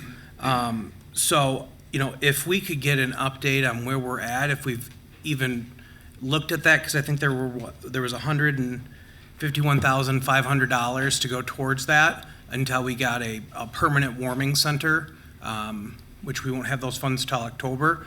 And I think could possibly be a need for cooling centers next week. It sounds like we may hit 100 again on the heat index. It's fluctuating right now, but there's a possibility that we may need that. So if you could just look into that, I would very much appreciate it. And Mayor Shore, in our budget resolution, it actually asked for a report to be given to this council on September 1st with an outline of that. So I don't believe it's in our referrals today, and our next council meeting is the 11th. I can address 2 things. One, most of the heat issues we've seen so far have been during the day, and during the day, our community centers are open. In fact, all of the different areas of cooling have been open, and in the last at least few weeks, at night, there haven't been excessive heat issues. Should that come up, we can certainly look at keeping community centers open using any of those dollars, but it was appropriated, and we're still deciding how to spend those dollars because it was heating and cooling, and we've got money coming from the state towards creation of warming centers. In terms of the reports, there were a lot of reports, Council President. There were a lot of reports requested in that budget resolution, and we don't have the capacity to do all the reports that were requested. I do not have a report for you on cooling centers. Are you telling this body you don't intend to give us a report? There were, again, we can go through and look at the many, many reports that were in the budget request. I'll make sure that we have that to you first thing tomorrow morning. The list, we've got the budget, I've got the budget priorities list. We can, I mean, if you want to. This isn't the priorities, this is the budget resolution. This is in the budget resolution. Okay. Well, we'll take a look, but, I mean, we don't have a report at this time. Okay.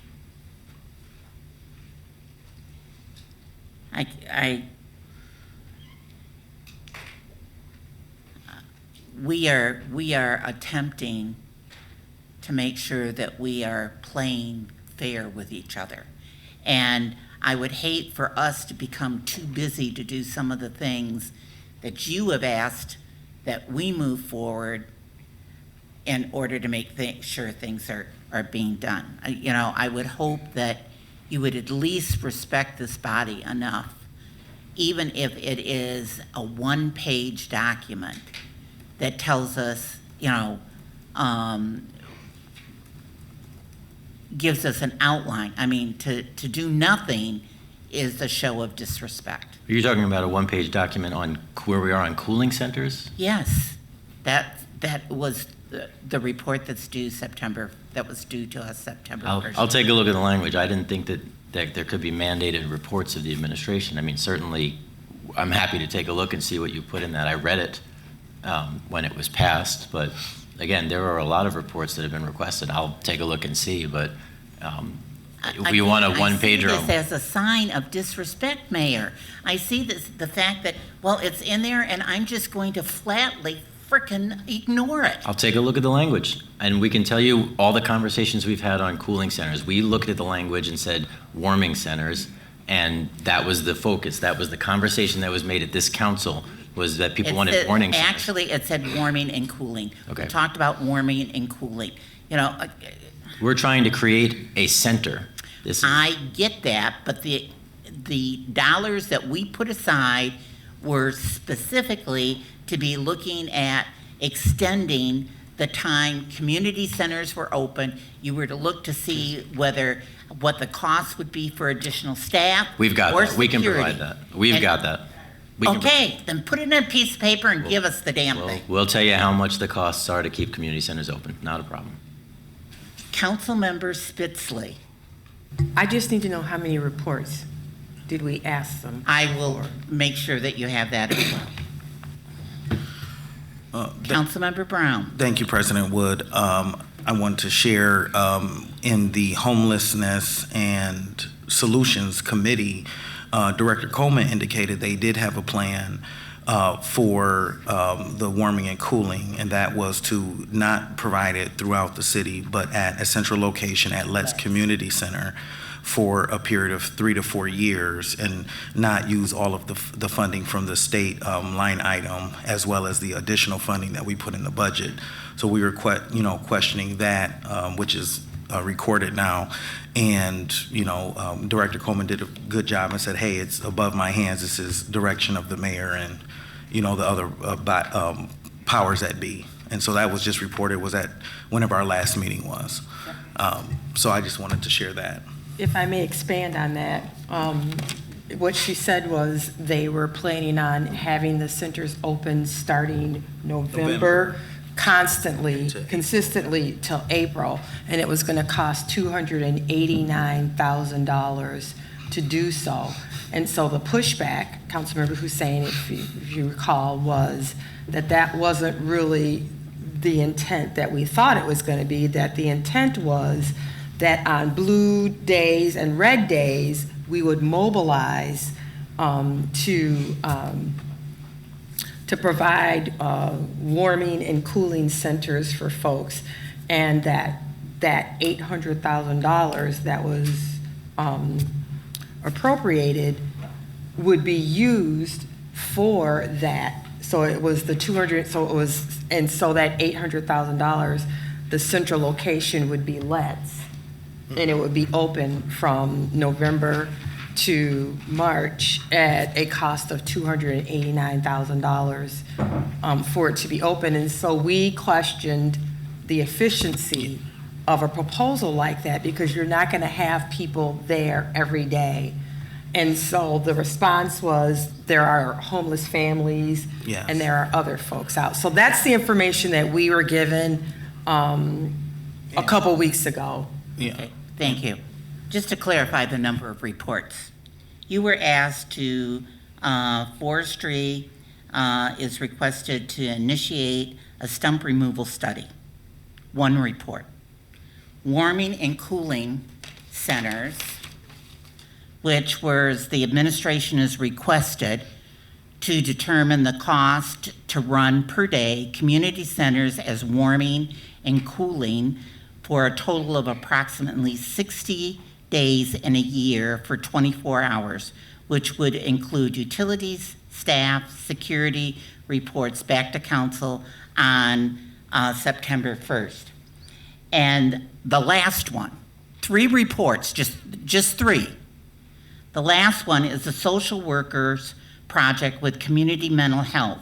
The administration is requested to work with community mental health to determine the feasibility of contracting with them for a social worker housing outreach specialist to work with the homeless and report back the status of a contract by September 1st, 2023.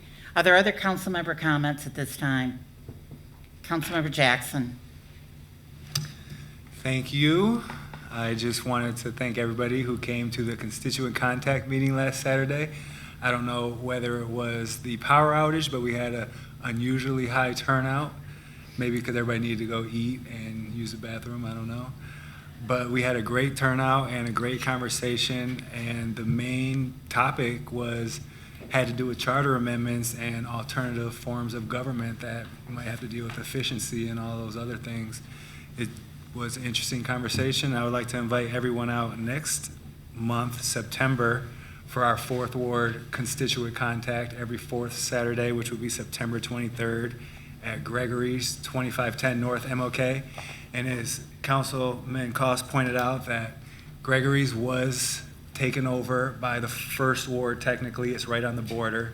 So I should get a new place, but it's been so established and they've been so nice to us with the food and everything that we're going to keep it there. So you thank the 1st Ward for housing you, so is that what you're saying? I mean, I guess, because it's not a 4th Ward place, but that just happened. It's still 4th Ward in our heart. You're welcome to visit anytime. Okay, other council member comments? And that will be Saturday, the 23rd, from 10 o'clock starting. Thank you. Councilmember Hussein. Sure. So we will be having our 3rd Ward. We haven't had a 3rd Ward constituent contact meeting, I think, dating back to maybe June. So we always recess in July, and then we had an issue with our venue in August. So in any event, we are going to be meeting at Fire Station 6. The Elfrida Schmidt Southside Community Center is not open, or I should say the Sandy Allen room. We don't have staffing for that room until the month of October. So we are going to meet at Fire Station 6. This is at 5135 Pleasant Grove Road, and we'll meet on September 9th at 10 a.m. A lot of times what we'll do as part of these meetings is we'll have a guest speaker in. There'll be almost like a theme to the meeting. Really, this time, we just want council updates. We're going to provide some South Lansing updates, and then I want to provide an opportunity for the folks in the 3rd Ward to ask questions, get their answers to the questions that matter the most, and if we can't answer them, we'll certainly look for answers. Outside of that, the next Southwest Action Group, the next SWAG meeting is actually the next Tuesday, September 5th, 6 p.m., and that's at 2101 West Holmes at the South Side Community Coalition Center. Again, all things South Lansing related in terms of development, in terms of grant implementation, other initiatives that are forthcoming, some that are ongoing. So in any event, if you are interested in that work, or even just you want to be updated on the fantastic things that are happening on the South Side, please plan to be there again. That's September 5th at 6 p.m. And this, just one more time, I want to thank, as part of my comments, the first responders that were activated during the storm, and frankly, that are still working. I want to thank Board of Water and Light. I want to thank our public service employees. I want to thank the administration who they were incredibly responsive over the weekend. My colleagues on council, but I think above, probably. I think the thing that was most encouraging is I got out to Churchill, or I got out to Leno, or Averill Woods, or Luton, or was the work that the citizens were doing to support one another, and it was just incredibly, incredibly inspiring. And so we really appreciate you all. Thank you. Councilmember Smith. Councilmember Hussein, as usual, takes my thunder. So I wanted to also comment on the past few days, and it was hard.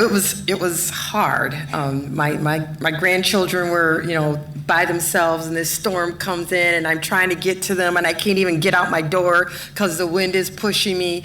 But one of the things I did notice, and you always hear people knock Lansing, but the one thing I did notice, and I was on social media, is that people got out and were helping their neighbors. They were doing shout outs of who needs this, and do you need debris cleared?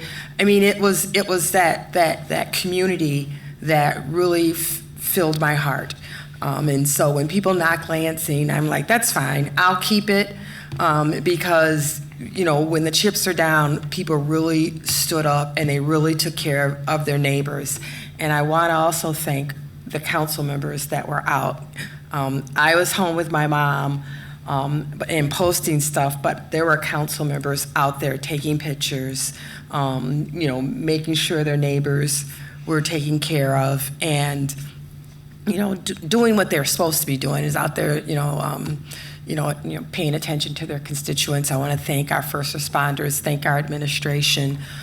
Everybody was out and everybody stepped up, and it made me very proud to be a resident of the city of Lansing. It also made me very proud to represent these people, because that truly, while it was the worst of time and we had just absolutely tragic results, and I can't even imagine the pain they feel. I know my family mourns with them, but it also showed just the passion and the compassion for each other. So I want to say thank you to everybody. I was just very proud of how we all got together and helped everybody. Thank you very much. Thank you. Okay. Thank you. I do want to take a moment and introduce our new intern that's going to be helping us with council for the next few months. Evelyn Kuhnlin in the back there can wave. She's a senior at MSU in the James Madison program. Yeah. All right. And with that, we are to community event announcements. If there's anyone who has a community event, we'll give you 1 minute to tell us the details. Do you have anyone? And seeing none, okay, so it is time to sign up for public comment on legislative matters, and legislative matters does include the public hearings, which are items 3 through 7, as well as the action items, which are items 8 through 30 on the agenda. So lots of things to discuss tonight. We'll give you about another half a minute to jump up and sign in with Evelyn if you haven't already done so. And with that, we are to the mayor's comments. Mayor Shore. All right, thank you, Madam President. I apologize for being late. Had a meeting that went over, so I'm not exactly sure what was shared about the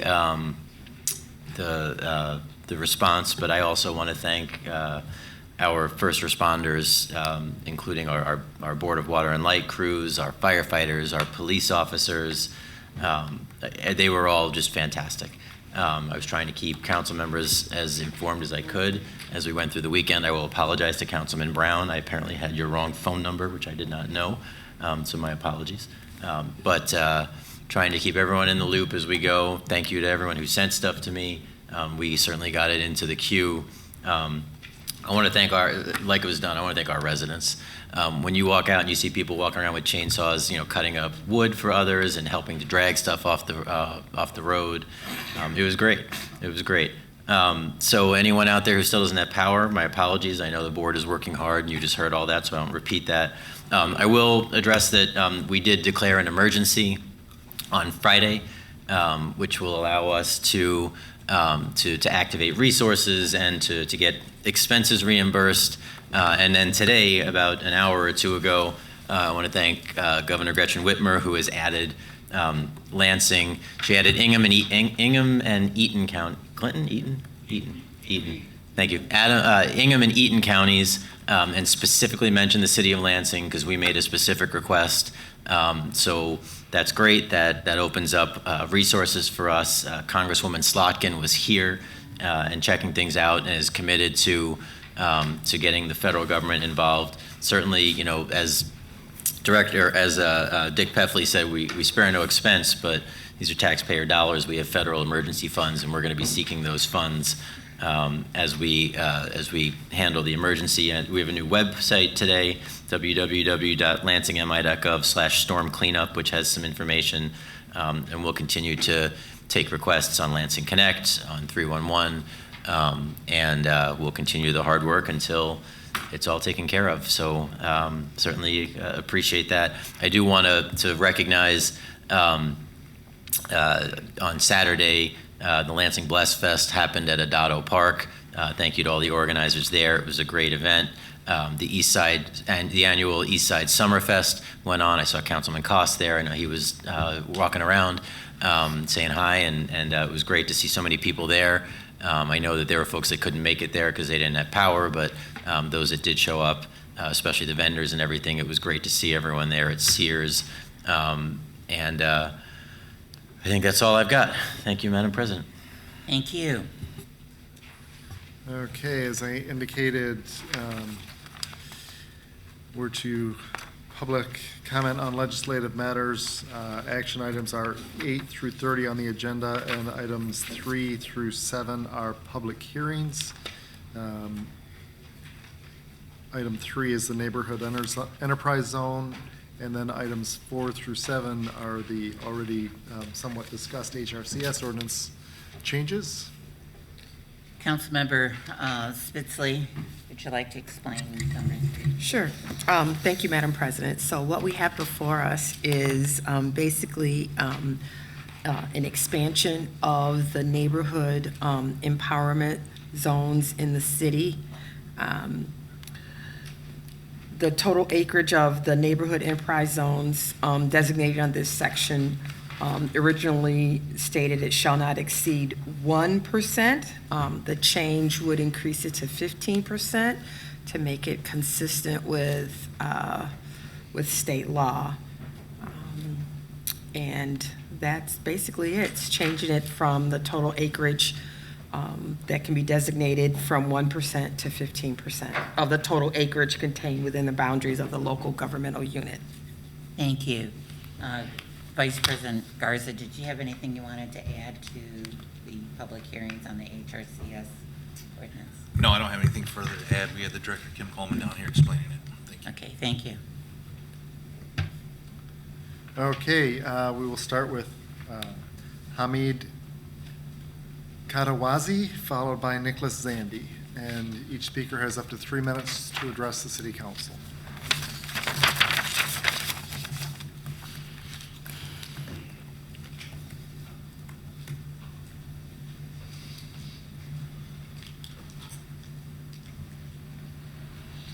Can you hear me?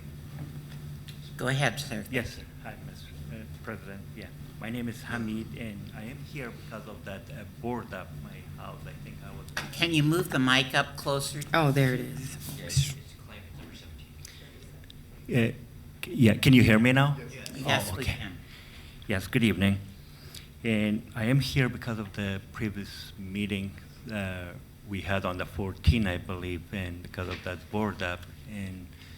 And the meeting requested that you have to bring a receipt for what the window was like done, or I had a window and then the city of Lansing or the contractor came and boarded up my window. I already had a window there on the same day, and I do have the receipt for that if you received it. If not, then I do have the hard copy of that here with me. Was that something you've requested for city operations? The committee requested it. Okay. It was sent to. So we already have it. Okay, thank you. We do have that. Can I just leave that? Anything else you'd like to add? No, I don't want to. All right, thank you very much. All right, thank you. Then we have Nicholas Zandy, followed by Matt Buskard. So, you can all hear me, right? Yes, sir, we can. Okay, so I'm here to speak on agenda items 4, 5, 6, and 7. It's to clarify the role of the HRCS board, as well as repealing certain sections to conform with the city charter. I'm just going to make this very clear right here to you all. I am not in favor of most of these. I think these are just straight up power grab by the execs and nothing more. And I firmly believe in the separation of powers that most government bodies follow, whether it's local, state, or national. And in saying this about, quote, complying with the state charter, I'm just going to point you to a more federal version of this called the United States Constitution.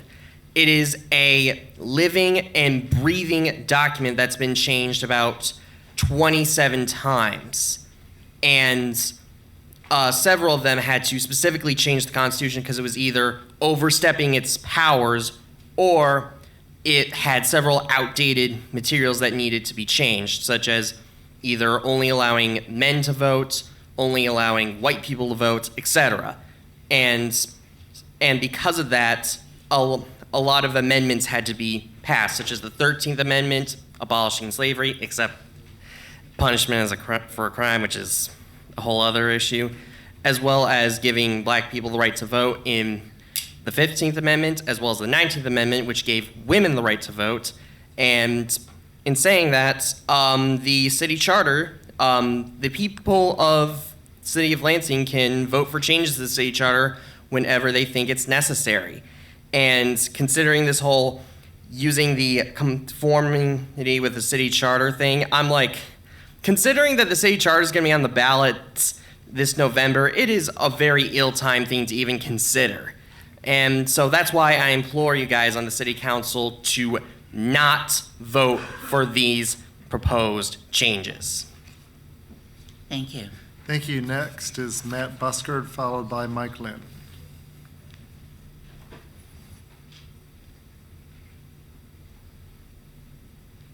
Hi, guys. My name is Matt Buskard. I'm the exciting owner of Bobcat Bonnie's that is opening up in the old Claret train station. I have nothing but glittery drinks, fries, and tater tots. So I'm very excited to be here. Also, any weird negative energy, that is my fault. Historically, anytime I come to a council for the first time, something crazy happens. I don't know why. We get to blame you. Exactly, please. It just always happens. My first council meeting at the Corktown Business Association, which I'm the vice president of, a whole huge fight broke out between the Gaelic League and another group of folks. So I get it. It's my fault. It's my energy. But the next time I see you, everything will be peaceful and copacetic. So I'm excited to be here. I think earlier today at a different meeting, it was voted on and approved. I ask that you vote on and approve it because we're really excited to be here. I know that there's several at the Capitol who are excited to have us here because we host a lot of events for the governor and the attorney general. Do you have food? We have so much food. It's gonna knock your socks off. And the great thing is we're doing something different that I don't think will compete with our neighbors downtown. It's very unique to it. Okay. Yeah. Thank you very much, sir. All right, thanks. Have a good night. All right. Thank you. Next, we have Mike Lynn, followed by Loretta Stanaway.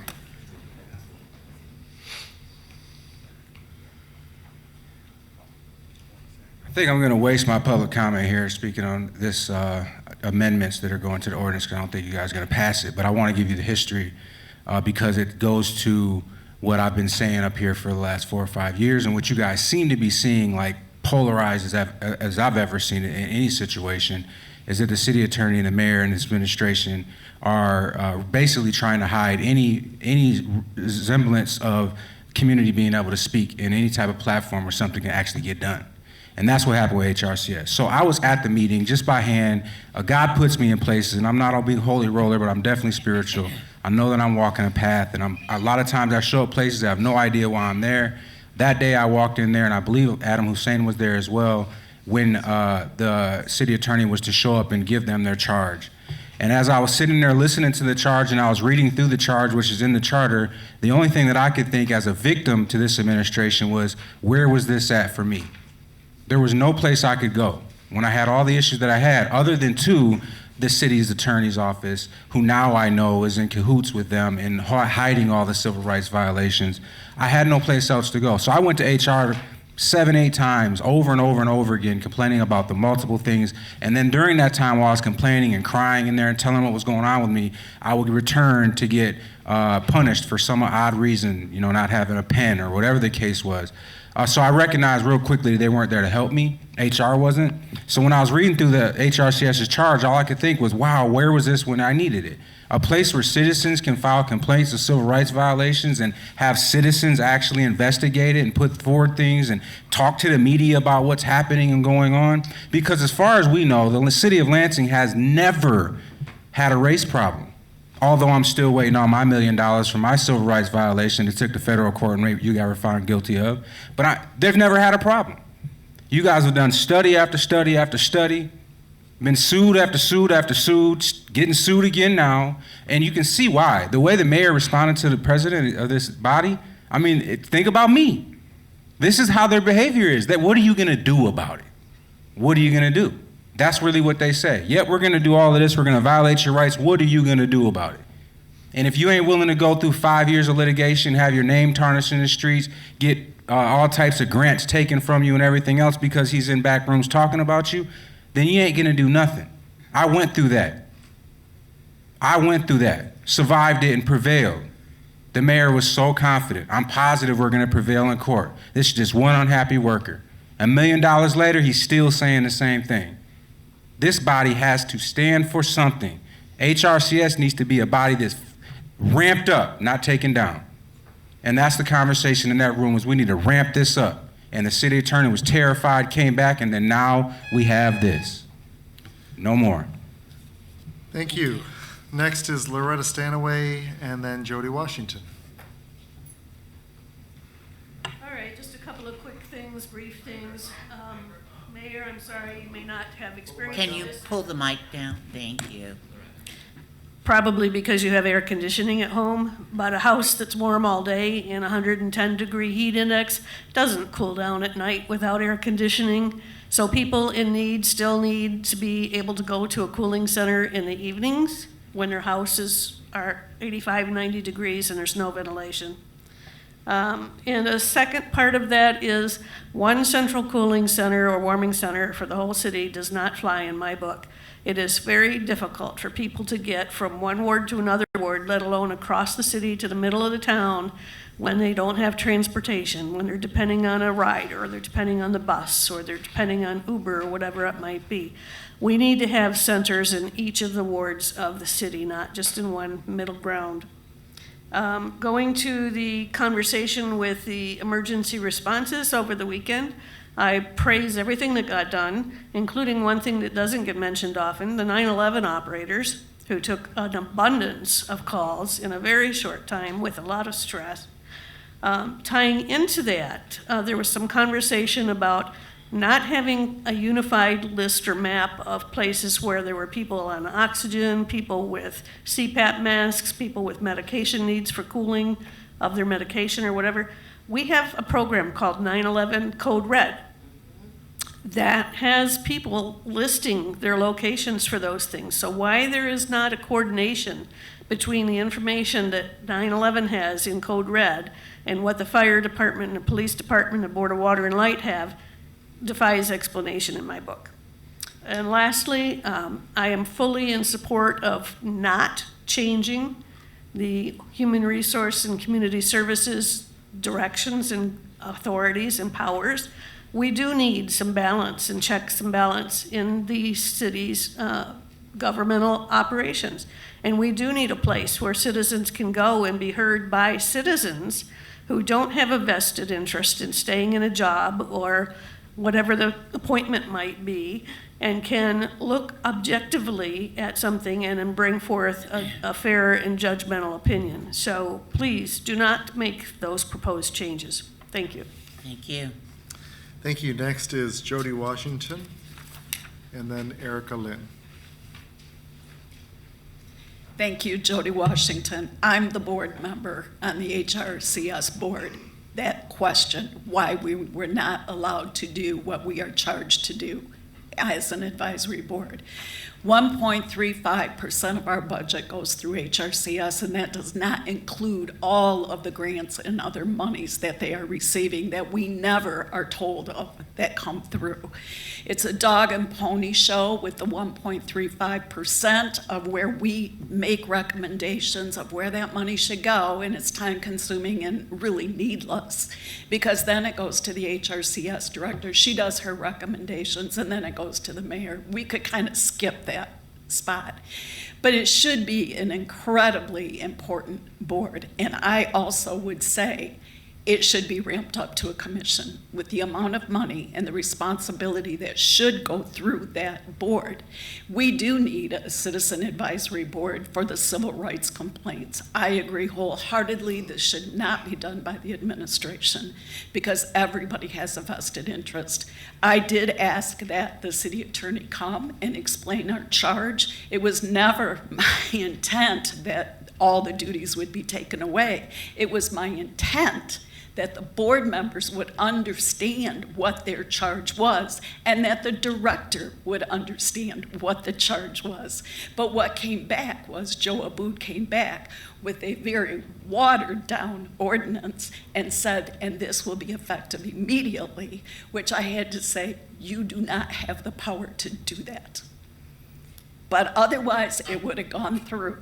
And so what I'm saying is, we need transparency in that department, and I'm not saying anybody is doing anything wrong, but it could be a slippery slope very easily. So I would encourage you to not take away the duties, because I was actually chastised for doing something that we were charged to do because they felt I was overstepping. I wasn't overstepping, I was doing my job. So unfortunately, I had enough information and knowledge as to how ordinances work that I was able to scream and holler. So now it is your job to make sure the ordinance is correct, and I would even consider a charter change. It should have more power than what it does. Thank you. Thank you. Thank you.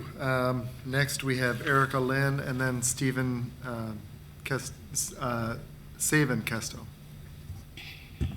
Hello, Erica Lynn. I'm actually really glad that Jody spoke first because, just to reiterate, she was never asking for clarification due to confusion. She was asking for clarification to further cement what she knew to be true on what they should be doing. And instead, what the city attorney's office did is they took it upon themselves to go back in what is literally retaliation to analyze and then decide what supposedly violated the charter, and then come back and try to implement that immediately. Aside from the supposedly redundant clause that's being stripped, the other one, which is examine and if it seems advisable, make public reports on any complaints of discrimination, tensions, or prejudice filed with or referred to it, for that to be the one thing that's being completely stripped away, we can obviously see, so I'm not necessarily saying this to you all, but for those that may not have the history, it is just another very clear and blatant attempt to eliminate transparency and accountability. Everything that was just discussed by the city attorney's office and Kim Coleman on why we should do this are both and situations. Why should the city be the only avenue for something like this? If the goal is to keep this board effective and impactful, why wouldn't we want to strengthen their duties to answer the needs of the community? Well, I'll tell you why. If we look at history, if we remember back in 2019-20, there was the MIDAC committee. That was the Mayor's Inclusion and Diversity Advisory Council. They completed a whole report with a whole list of recommendations to the mayor about racial issues in Lansing, and there's a lot. They acknowledge that many of them originate in the city. They ended up having to formally complain at the beginning of 2020 because it went unanswered and ignored for months. And when they finally complained, they ended up being shelved by the mayor completely. What actually ended up happening is the mayor created a shiny new committee, the Mayor's Racial Justice and Equity Alliance. That was a group of 40 individuals appointed by the mayor and described by the original committee as an elite group of individuals holding secret closed-door meetings with a signed letter of confidentiality. Yes, they all had to sign letters of confidentiality. So I would say, to quote one of the members, because 6 of those members ended up just resigning because they understood that this was, again, suppression of the public being able to have a voice in anything having to do with our government. So in one of the resigning committee members' resignation letters, they said, addressing racism and inequity is not going to be comfortable. It's not supposed to be. Our responsibility is to communicate what the community wants and needs and advise the mayor on how to meet those needs. We are not here to make the mayor comfortable. None of us are. We should not be. So again, I don't think you all need this. You've been here long enough. This should not be changed. Thank you. Next is Savan Kesto, followed by Mitch Rice.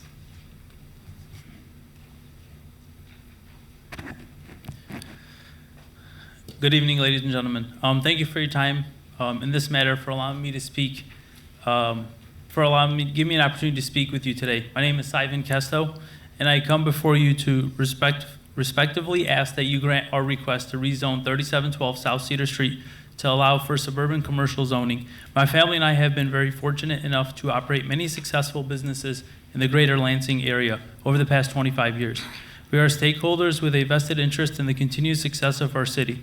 We consider ourselves unofficial stewards of the city and take very seriously our responsibility to the community.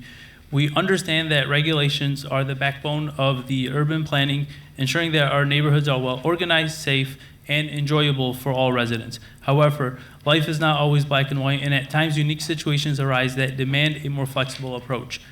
One primary reason to consider our request is that the exception will foster progress and growth. The Collision Guys, the tenant operating in the space currently, have 11 successful locations across 3 states and have been in business for well over 20 years. They are ICAR certified, a designation that signifies excellence and safety, and one that only 10% of collision and body shops possess.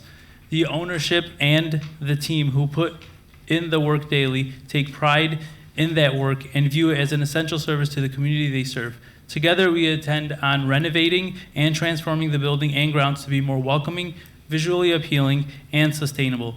The Collision Guys are confident their business will be such a boom to the city of Lansing that they have offered to sign a 25-year lease with a personal guarantee for the full lease term. This ensures an upstanding and tax-paying business will provide services and opportunity to the community for many years to come. Presently, the business has been operating at this location for 6 months, and not a single concern or complaint has been voiced by the surrounding community. In fact, many in the community have taken notice of the updates and have already taken place at the space and have kindly taken the time to stop in and applaud the investments. The investment to date are only just the beginning. In conclusion, while zone regulations are vital, they should not stop progress and community development. We must be open to granting exceptions when situation warrants it. We respectfully ask that the rezoning of 3712 South Cedar Street to suburban commercial be granted. The building was previously used as a repair shop and the business failed, leaving the place empty. We've been able to take the same space and use it in a similar fashion, but much more profitably, which is a benefit not just to my family and the Collision Guys ownership, but to the community. Thank you again for your time in this matter, and I hope that I've been able to convey our vision, passion, and dedication to our community and the city of Lansing. This is an amazing development for the city. Not zoning this property will truly have a negative impact on the community. I'm happy to answer any questions or address any concerns today that any of you may have. Thank you. Thank you, sir. Thank you. Next, we have Mitch Rice and then Elizabeth Rice.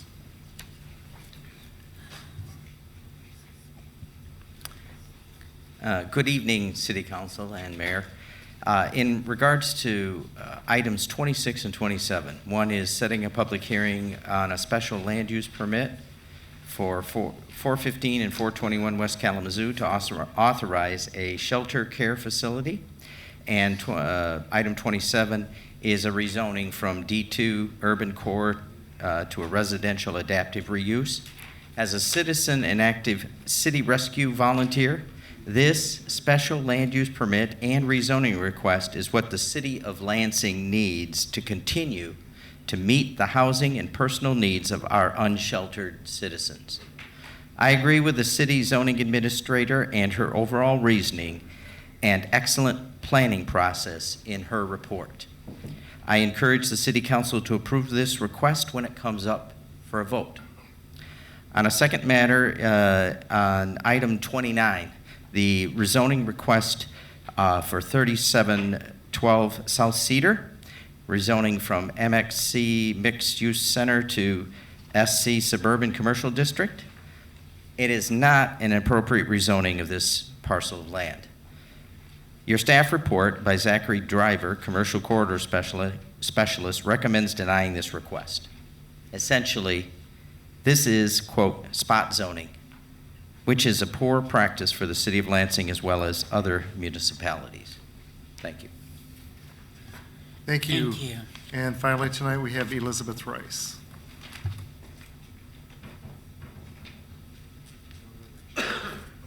Hello there, Elizabeth Rice. I too am wanting to speak about the human relations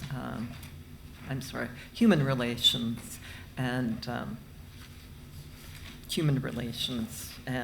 community services changes in the ordinance. And I am not nearly as informed as Erica about the history, and I have not the knowledge either as to the background. But reading this, there's no point to having an advisory board. Yeah, and you're stripping this advisory board of even being able to come to an official or a competent authority and advising them on matters that may be involving civil rights or the violation thereof. Even I would be allowed to do that as a citizen, I think. I mean, isn't that part of your freedom to speak? The other thing is, I am in total agreement with Erica about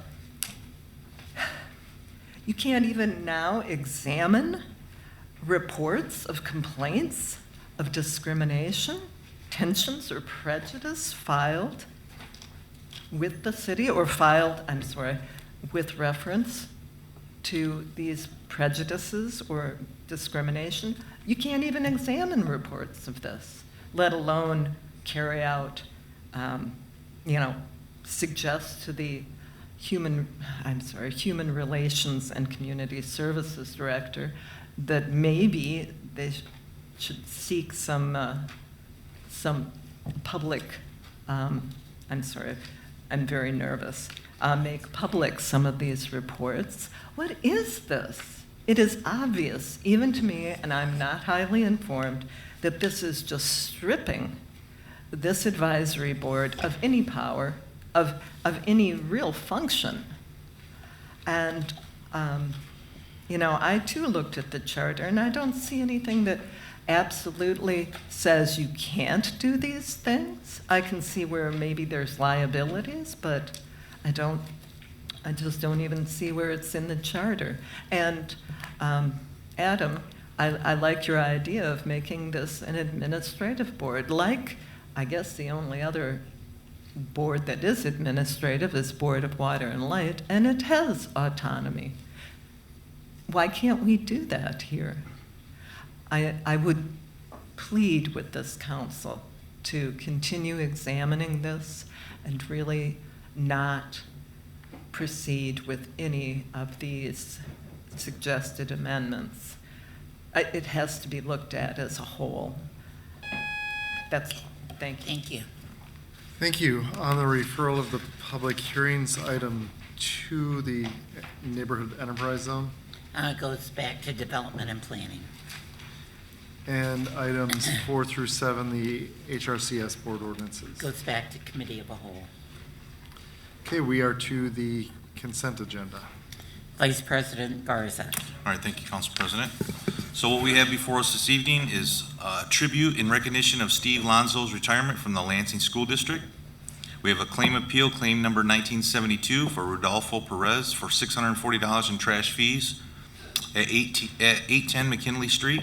We have a claim appeal, claim number 1941, Michael Arafat on behalf of AFT Realty LLC for $810.20 and board up fees at 3700 South Waverly Road.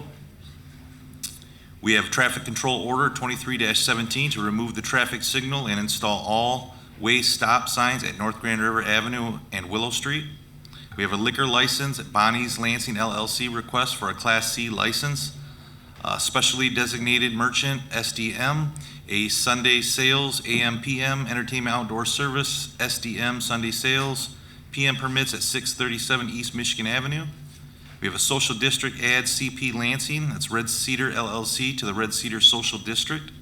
We have an obsolete property rehabilitation act, that's Oprah, District Homes on Homes LLC for property located at 230 South Holmes Street. We have an obsolete property rehabilitation act, that's Oprah certificate, Homes on Homes LLC for property located at 230 South Holmes. And lastly, we have obsolete property rehabilitation exemption Oprah certificate revocation, Summit Street Development LLC for property located at 700 May Street. That's all. With that, I move the consent agenda. All right, we have a motion for the consent agenda. All those in favor say aye. Aye. Opposed? Passes unanimously. Okay, resolutions for action. We have claim appeal for board up fees at 1017 West Hillsdale. Councilmember Spatafor. Thank you, Madam President. Item 17 was actually considered, I had a stack of papers, at the Public Service Committee. City Operations. City Operations. I do that all the time. Here it is. Last week, 2 weeks ago, and at the time, the claimant had expressed to the committee and the meeting before that the window was removed to be replaced. The window replacement was purchased the same day that Code happened to be there on a different issue. Code called the board up crew that came out that same day and boarded up the window, and the window was quickly replaced according to some photos that the homeowner did provide. There was no evidence that the window was purchased that day, submitted to the committee up until that point, which is why in your red packet and now in your email as well is a photocopy of the receipt showing that that window was in fact purchased. Given that sort of quick timeline, I was discussing with Councilmember Hussein, we during the committee had said if that evidence can be provided, then maybe there's some room for appeal. So the recommendation is to deny the appeal, but I would move to grant the appeal. You would move to, okay. So the motion before us with the resolution is to deny the appeal. And then you, as chair, are going to amend that. Yes. To grant in the full. appeal. Yes. Okay. So, I'm taking that as a friendly. So, unless anybody objects to that, what we would be doing is granting the appeal. Okay? And the only one thing I would add is I know in the instance of commercial board ups, we do our best to reach out to the owners to make sure that they are aware that there's an issue. This seemed to have happened during the middle of the day, and there's no record in the complaint or in the staff report that attempts were made to contact the owner. So I would suggest to anyone who's listening from the administration that maybe that be part of the process to try and contact the owner. This is I'm pretty sure, rare circumstance that the repair happened the same day that Code happened to be there out there for someone else, but that would be the only thing I'd pass along. All right. With that, we have a motion, an amendment to grant the appeal. All those in favor say aye. Aye. Opposed? Passes unanimously. Okay, item 18, noise special permits. Councilmember Spatafor. Thank you, Madam Chair. I would first move the resolution to get it in front of us and then explain that this is the noise special permit for CSO 015. It's the South Project, 015 South Project. This is one that is inclusive of parts of the West Side neighborhood straddling Martin Luther King Junior Boulevard. The amended resolution that's passed out in front of you, this one, has the addition of the August 14th hearing, and then it notes that the waiver is Saturdays from 8 a.m. to 4:30 p.m., July 8th through November 11th of 2023, April 20th through October 26th of 2024, and April 26th through October 25th, 2026. The work will move throughout the zones of the project, so the waiver, while for the entire region and for 3 years, we were explained in committee today that it'll not actually be for the entire zone the entire time, because they'll be moving and doing work throughout that period. And it was expressed to us by the Public Service Department that the contractor has already received one administrative Saturday, as is legal, but they will need those Saturdays. They are already behind, as they discovered some environmental issues that required remediation, that required longer bits of work. So I will move the resolution in front of us. The substitute, you're The moving substitute, yeah. Thank To you. get the sub in front of us. No, there's no sub. It came out amended. Well, what was printed wasn't a draft in the book, so Okay. we have to have it You want a as sub? a Okay. substitute. I'll move the sub then. Sorry about that. That's all right. Okay, we have a motion for the substitute. All in favor of the substitute, say aye. Aye. Okay, and you are now moving the substitute. Now we'll move and the we have a substitute for motion on the passage. substitute. At this point, I will pass the gavel. I recognize My concern is we did hear a great deal of public comment on this noise waiver, and I think part of what we heard was the length of this particular. I would like to propose a compromise, and that is that we do it year by year, that we approve for the rest of this year and then have them come back to us early enough in the next year that they would have a schedule and be able to move forward, and then the same with the third year. I'm not saying that that there isn't a need to do the work. I know that the contamination that they're dealing with right now was at the corner of Butler and Lapeer, and there was a great deal of contamination because of that, and that there is a need for them to work some Saturdays to move up on the schedule. But I think, you know, again, hearing from as many neighbors as we did on this, that just to give a blanket 3 years, I think there needs to be some accountability, and for them to be able to come back to us with appropriate schedules for each year. So I would move that we change this to grant it for this year, with it stating that we expect them to come back each year for the remainder of the request. So striking the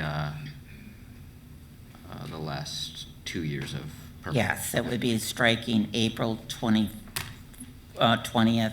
2024, and the rest of that sentence. I think that would be, I mean, I'm not telling anyone how to vote, but I think Public Service expressed they needed the time now, and they can come back to us and tell us they need the time next year. And that doesn't affect their schedule this year, I don't think. So, I'd accept it as a friendly amendment if you want to vote a okay, second vote. it's accepted as a friendly amendment. Okay, with the acceptance, we have the resolution in front of us. Are there any other questions? Councilmember Jackson.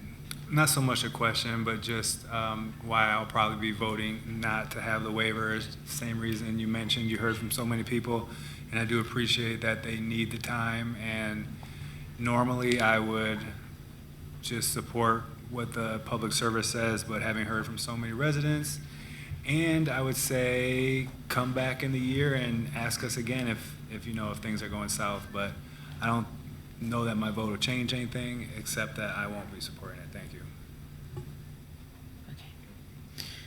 Any other comments?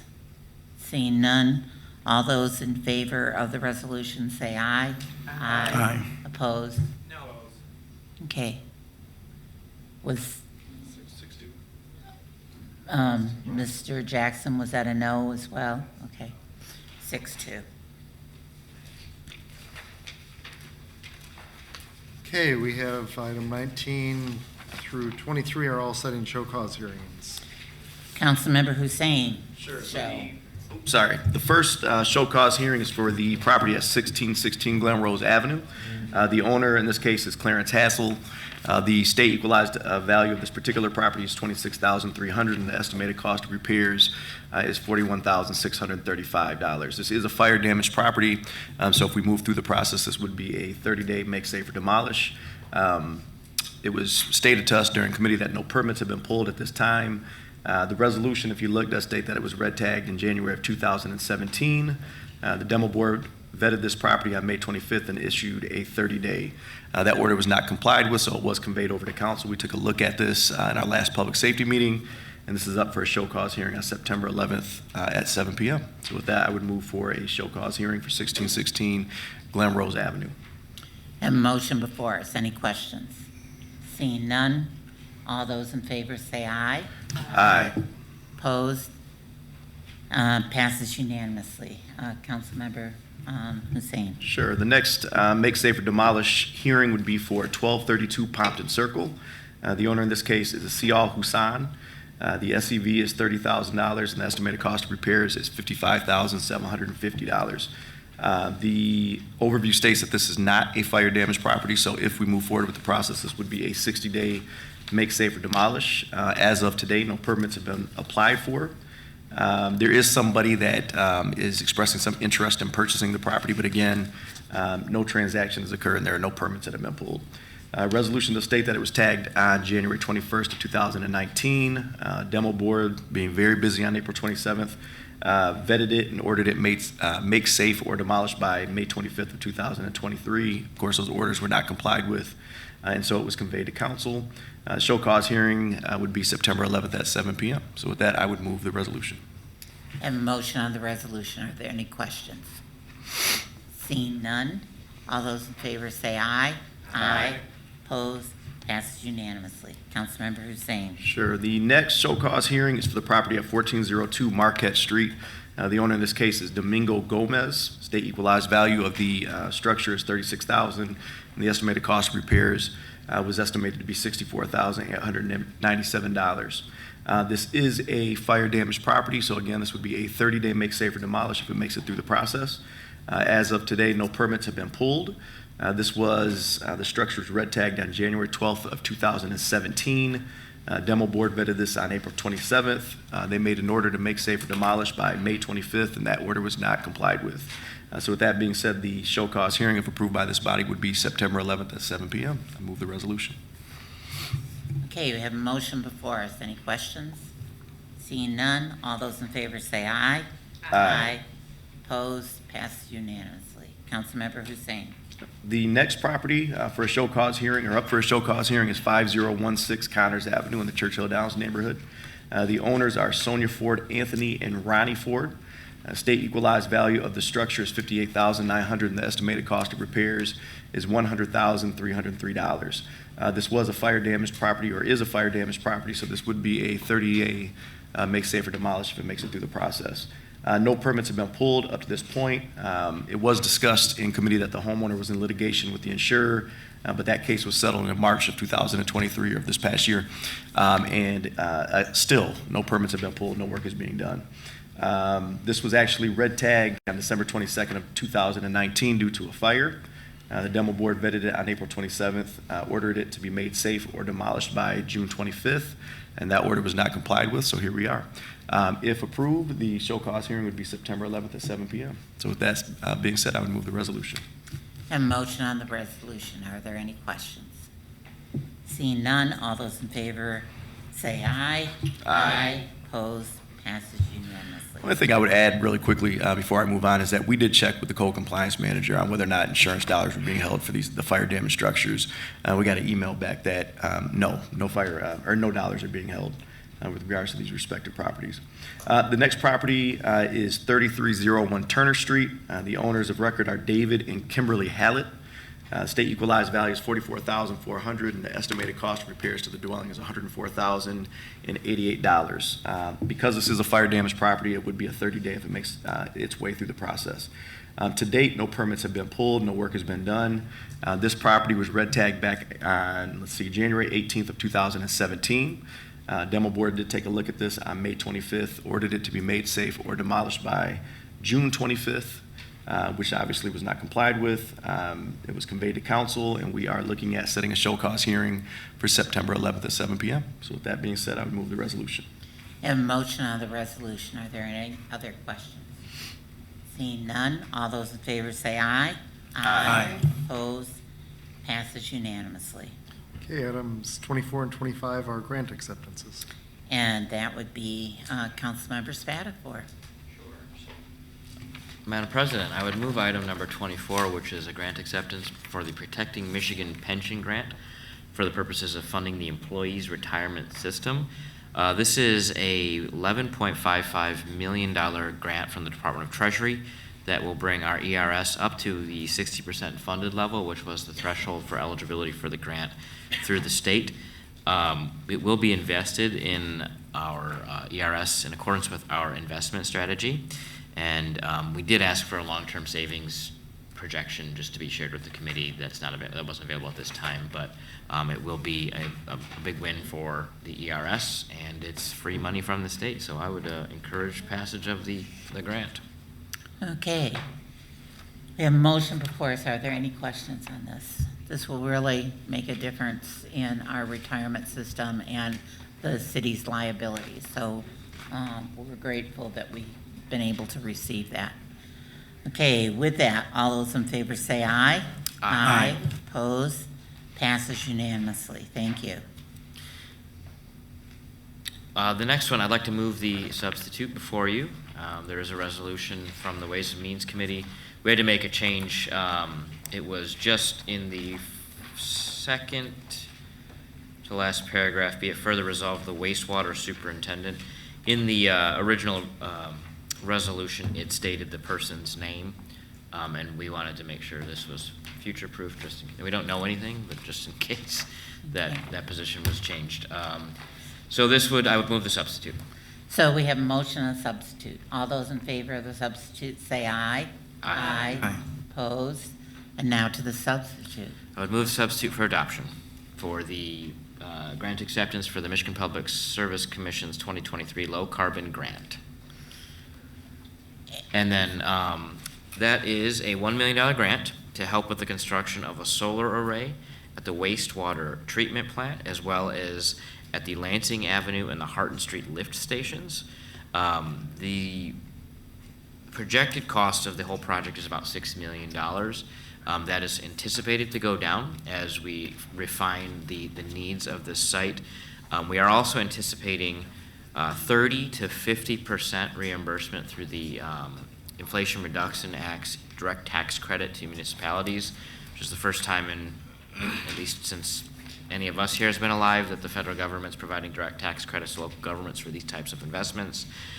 We are anticipating that over the life of the $6 million installation, we will save approximately $4.6 million, paying back the total investment over 17 years. If we lower that price down to $5 million with a 40% reimbursement, the payback will be over 11 years, and then after that 11-year payback time, the city's just basically printing money from the savings on electricity to run the wastewater treatment plant. And we actually look back in Ways and Means. This was one of our priorities, was to see if the city could look into grants to build solar on some of our facilities. This one through the MPSC was specifically for utilities, and wastewater is the only utility we as the city run. It was highlighted, Board of Water and Light is independent, so we can't apply for the grants on their behalf, but we did apply this one, got this one. To be clear, we're not building anything yet. This is to accept the grant and then move forward with developing site plans and those types of things. The construction and the investment, and the financing mechanism will have to come back to City Council before we start breaking ground, but we do have to break ground by 2025 to be able to expend the grant. So move the resolution. Okay, we have a motion. Are there any questions?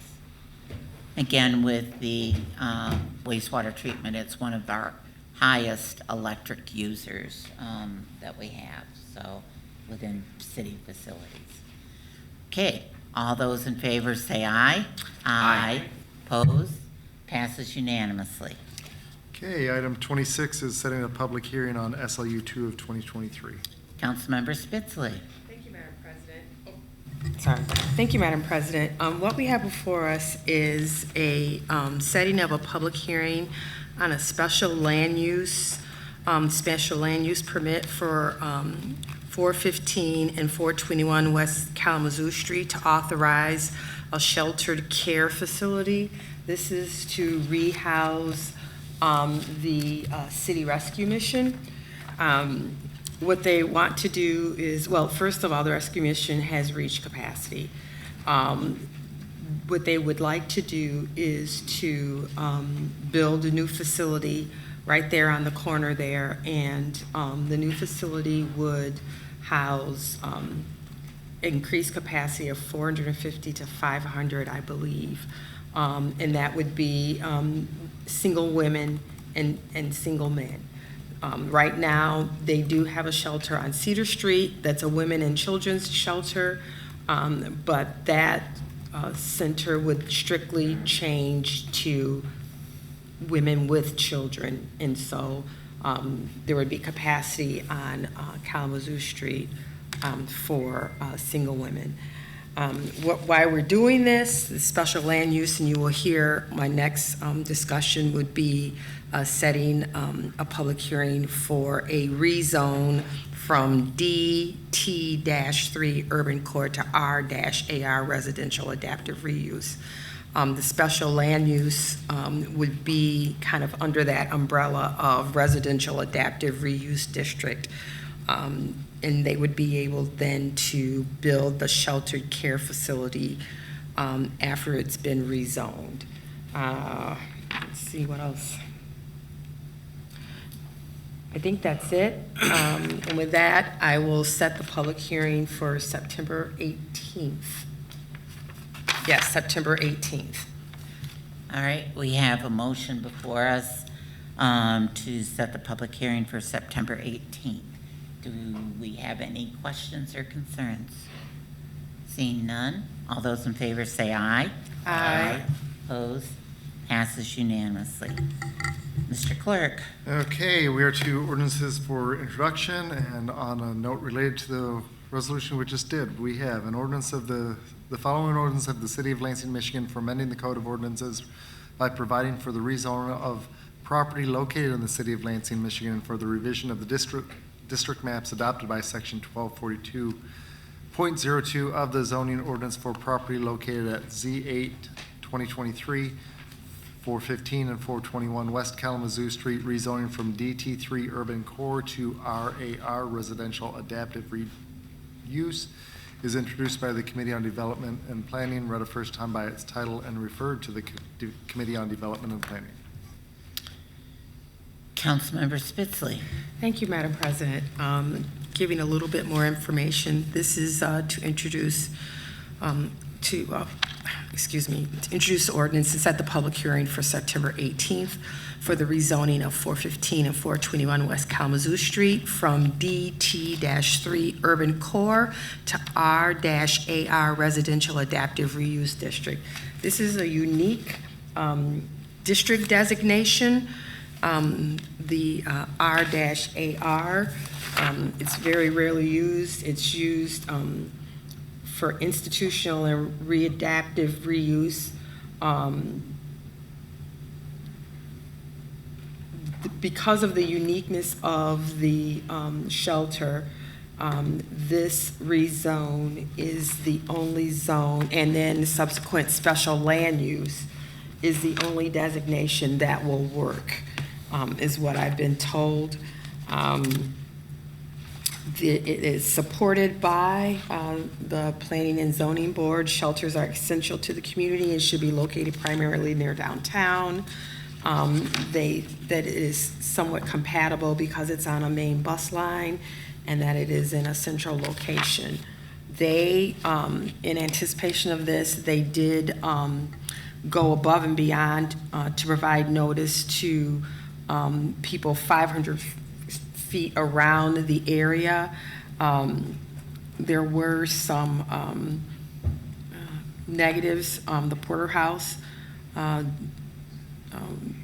is against it. The owners of Metro Place, which is an apartment complex right directly to the south, and also the apartment complex that is now currently the Y, that used to be the Y, they are against this rezone and then special land use. Planning and zoning do recognize that this is kind of a spot zone, but that this is the only, because of it's downtown, and that they, agree with the ultimate use of the zone, of the shelter. The R-AR zoning district is intended to accommodate reuse of properties that are unique, such as those that contain vacant school buildings, and to accommodate uses that have unique locational needs, such as shelters. So unlike most zoning districts, the R-AR district is only intended to address very specific situations, which is why all properties that are zoned R-AR are surrounded by other zoning districts, and thus inconsistent with the zoning patterns in the area which they are located. So with that, I will submit the resolution to establish the public hearing on September 18th for the rezone. We have the ordinance and, or the, setting the public hearing in front of us. Are there any questions? Seeing none at this time, all those in favor say aye. Aye. Opposed? Passes unanimously. Our next ordinance for introduction, Councilmember Wood introduced an ordinance of the City of Lansing, Michigan to amend the Lansing codified ordinances by amending Chapter 288, Section 288.21, Chief Strategy Officer, define duties and reporting timelines to the City Council at a public meeting. The ordinance is read a first time by its title and referred to the Committee of the Whole. Vice President Garza. Thank you, Council President. Thank you, City Clerk. I'm just going to add to that we did make some changes to this ordinance, one being that the mayor, mayoral designee, and the chief strategy officer shall report to the City Council in March and September on a mutually agreeable regular schedule to review any policy recommendations of the chief strategy officer. And with that, I would move the ordinance for September 11th. All right, and it also included the duties as well in there. So with that, we have the setting the public hearing on September 11th. With that, are there any questions or concerns? Seeing none, all those in favor say aye. Aye. Opposed? Passes unanimously. Okay, we are to ordinances for passage. We have an ordinance of the City of Lansing, Michigan, providing for the rezoning of a parcel of real property located in the City of Lansing, Michigan, and for the revision of the district maps adopted by Section 1242.02 of the Code of Ordinances, Z7 2023, 3712 South Cedar, from MXC Mixed Use Center to SC Suburban Commercial, is read a second time by its title. The ordinance was reported from the Committee on Development and Planning and is on the order of immediate passage. Councilmember Spitzley. Thank you, Madam President. What we have before us is a request to, as we said, rezone 3712 South Cedar Street, rezoning from MXC Mixed Use District to SC Suburban Commercial District.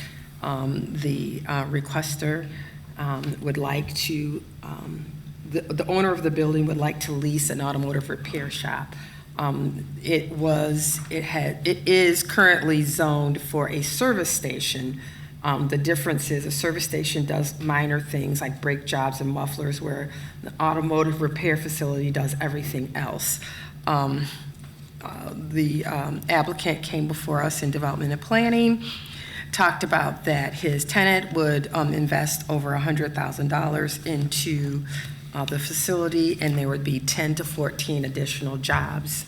I would note that the Planning Department Commission recommends denial because it is inconsistent and incompatible with the surrounding zoning based on the form-based coding that we just adopted. I would move the resolution and then ask to speak after I move the resolution, please. Okay, you'd move the ordinance? I would move the ordinance for passage and then ask to speak, please. You moved the ordinance, and I recognize Councilmember Spitzley, then Vice President Garza. Thank you. I'm going to move to support this.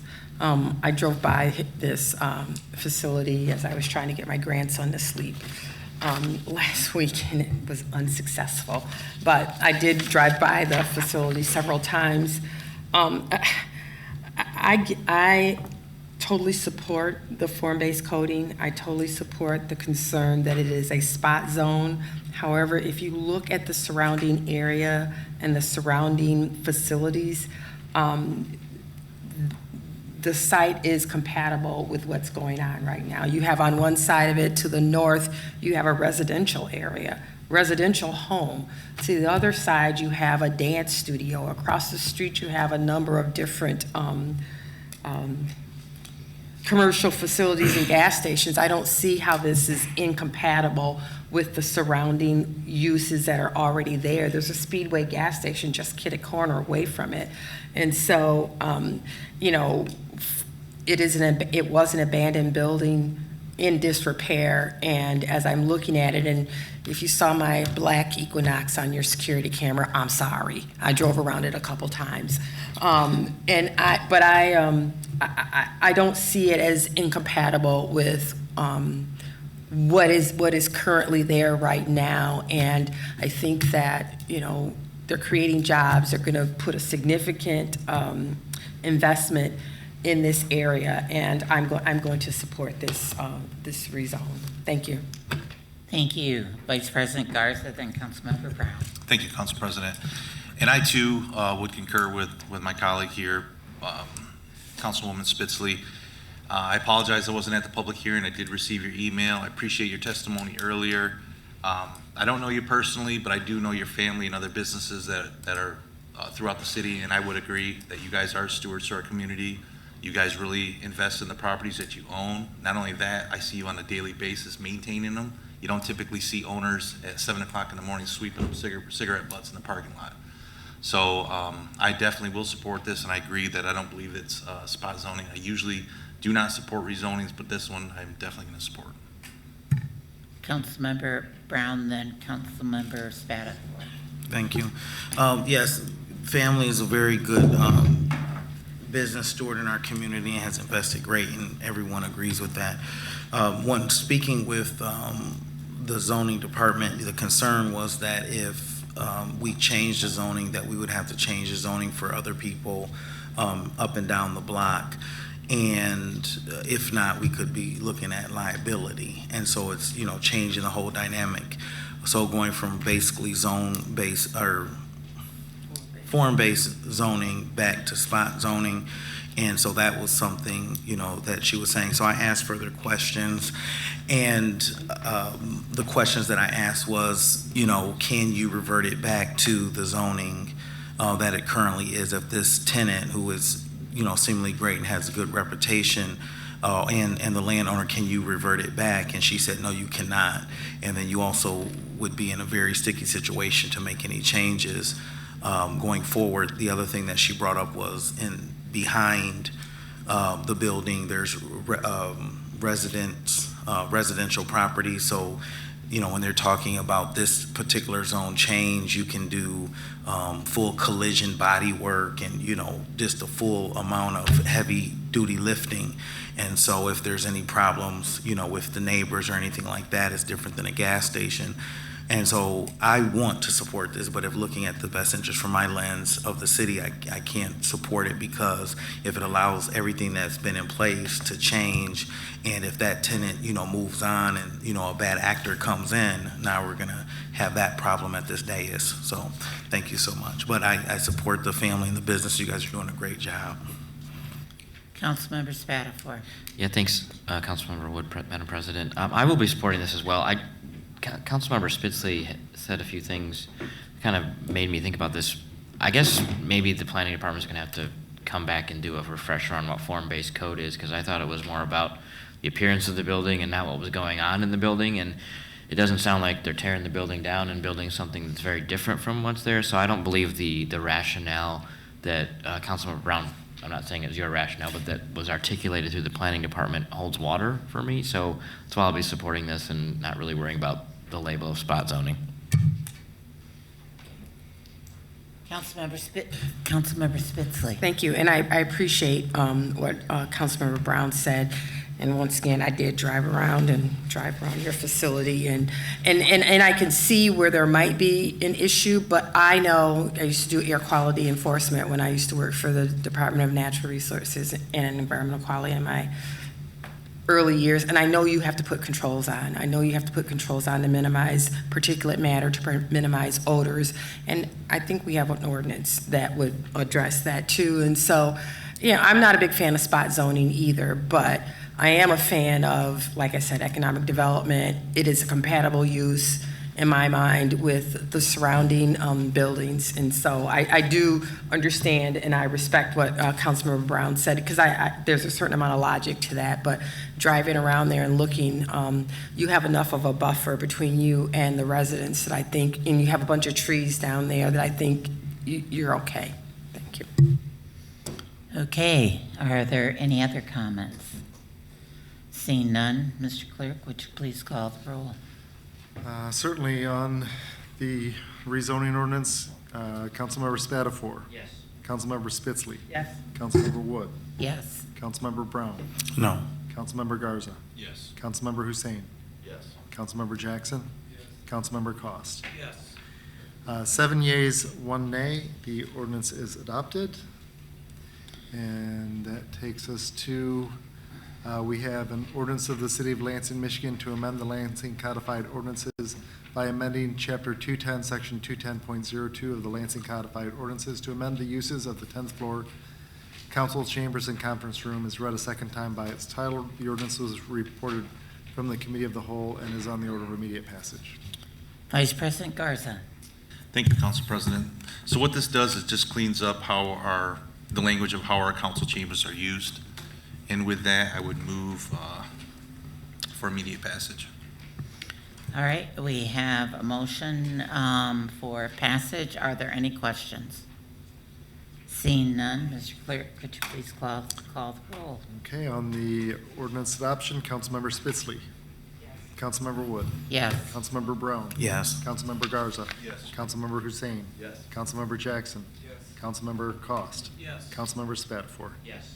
8 yeas, 0 nays, the ordinance is adopted. Vice President Garza. And I would move for immediate effect. I have a motion for immediate effect. Seeing no questions, all those in favor say aye. Aye. Opposed? Passes unanimously. Thank you. Okay, we are to speaker registration for public comment on city government related matters. We already have a number of people that have signed in, but if you still want to speak and haven't had a chance to sign in, we'll give you about another minute to do that in the back. And in the meantime, we are to reports of city officers, boards, and commissions. Vice President Garza. Thank you, Council President. I make a motion that all items be considered as being read in full and that the proper referrals be made by the President. I have a motion before us. All those in favor say aye. Aye. Opposed? Passes unanimously.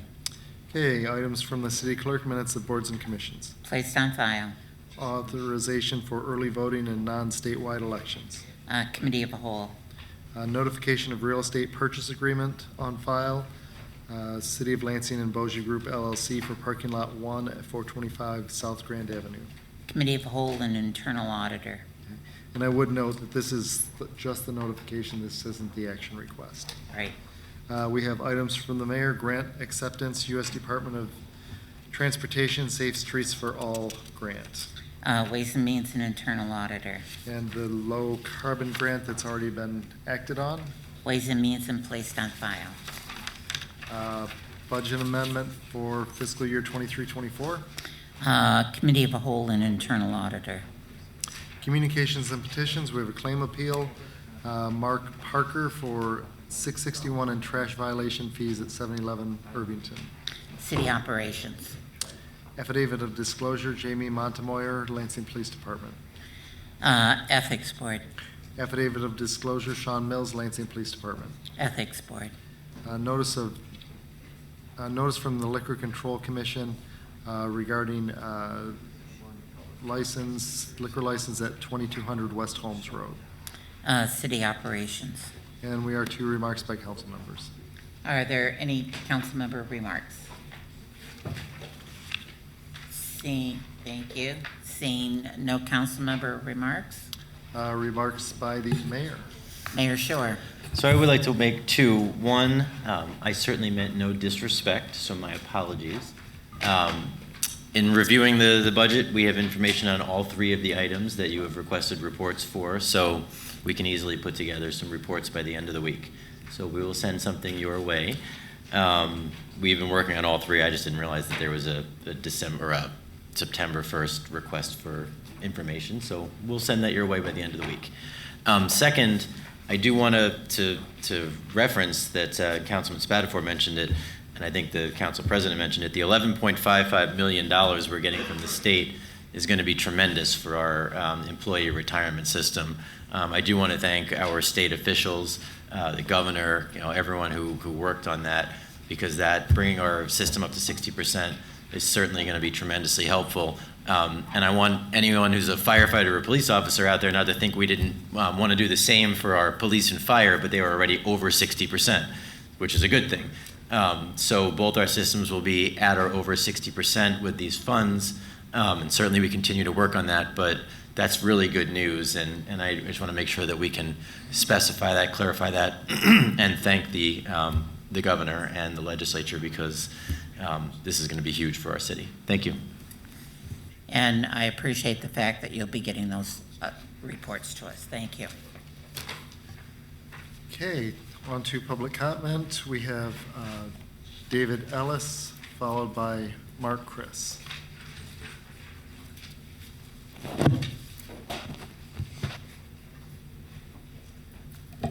Hi, David Ellis, downtown resident. Very quickly, I just wanted to talk about the, if I can't spot it, the Safe Streets for All grant. I know it's going to be coming up eventually, but I am very excited to see that on here. I've mentioned several times before the board that a big issue with Lansing's pedestrian safety on the roads are entirely just the way we do things. We know the way to do things that is safely. It's not that it's unaffordable to do them. It's just the actual implementation, and seeing a grant specifically looking to figure out how to implement changes. This is what I've been looking for. I am incredibly excited to finally get to see, hopefully, actual change. I'm going to be following this very, very closely to make sure things actually happen with it. A second thing I would like to talk about is, briefly, I heard over and over again talks about spot zoning in the city.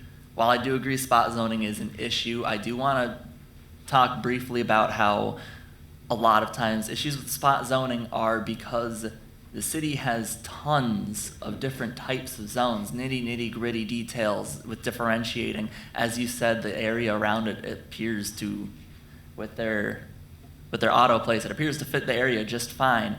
A lot of our zones get way too into detail on things where they really don't need to be, and it's just needlessly restrictive. Zones that we have, I think, 7 different single-family zones, and each one specifies slightly different lot sizes. Actually, if you look back through the history of zoning in the United States, one of the first cities to largely implement zoning differences was the city of Los Angeles, where they implemented bans on dry cleaners specifically for essentially discourage Asian Americans from living in specific places of the city. Zoning has always had these nitty-gritty issues in them for discriminatory reasons. Nowadays, you don't think about it like that, but we're looking back through the history, it is basically just unchanged, going back to that. One of Lansing's residential zones, the R1 zone, was originally created for, I believe it was Bakersfield, California, to prohibit a black dance hall from being built in a neighborhood. And the zoning code in our books today is still nearly identical to that code way back then.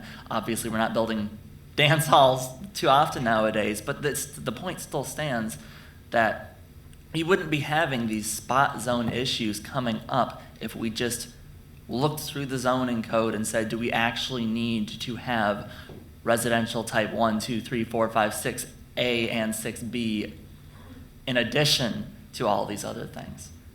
Something to just think about a little bit. Thank you. Next is Mark Chris, followed by Scott Cobb. Hi there, Executive Director, City Rescue Mission. First of all, I want to say I'm looking forward to bringing my 1956 Thunderbird to the collision guys on South Cedar Street, so I'm excited about that. Second thing, just want you to know there's a big need in our community, and you know it's shelter. And the City Rescue Mission of Lansing has been around since 1911. On Thursday night, we sheltered 263 men, women, and children during that storm. And this is what we do every single day. But we're at capacity right now. So for the past 2 years, we've been looking at ways to expand and meet that need. This is probably the fourth or fifth piece of property we looked at.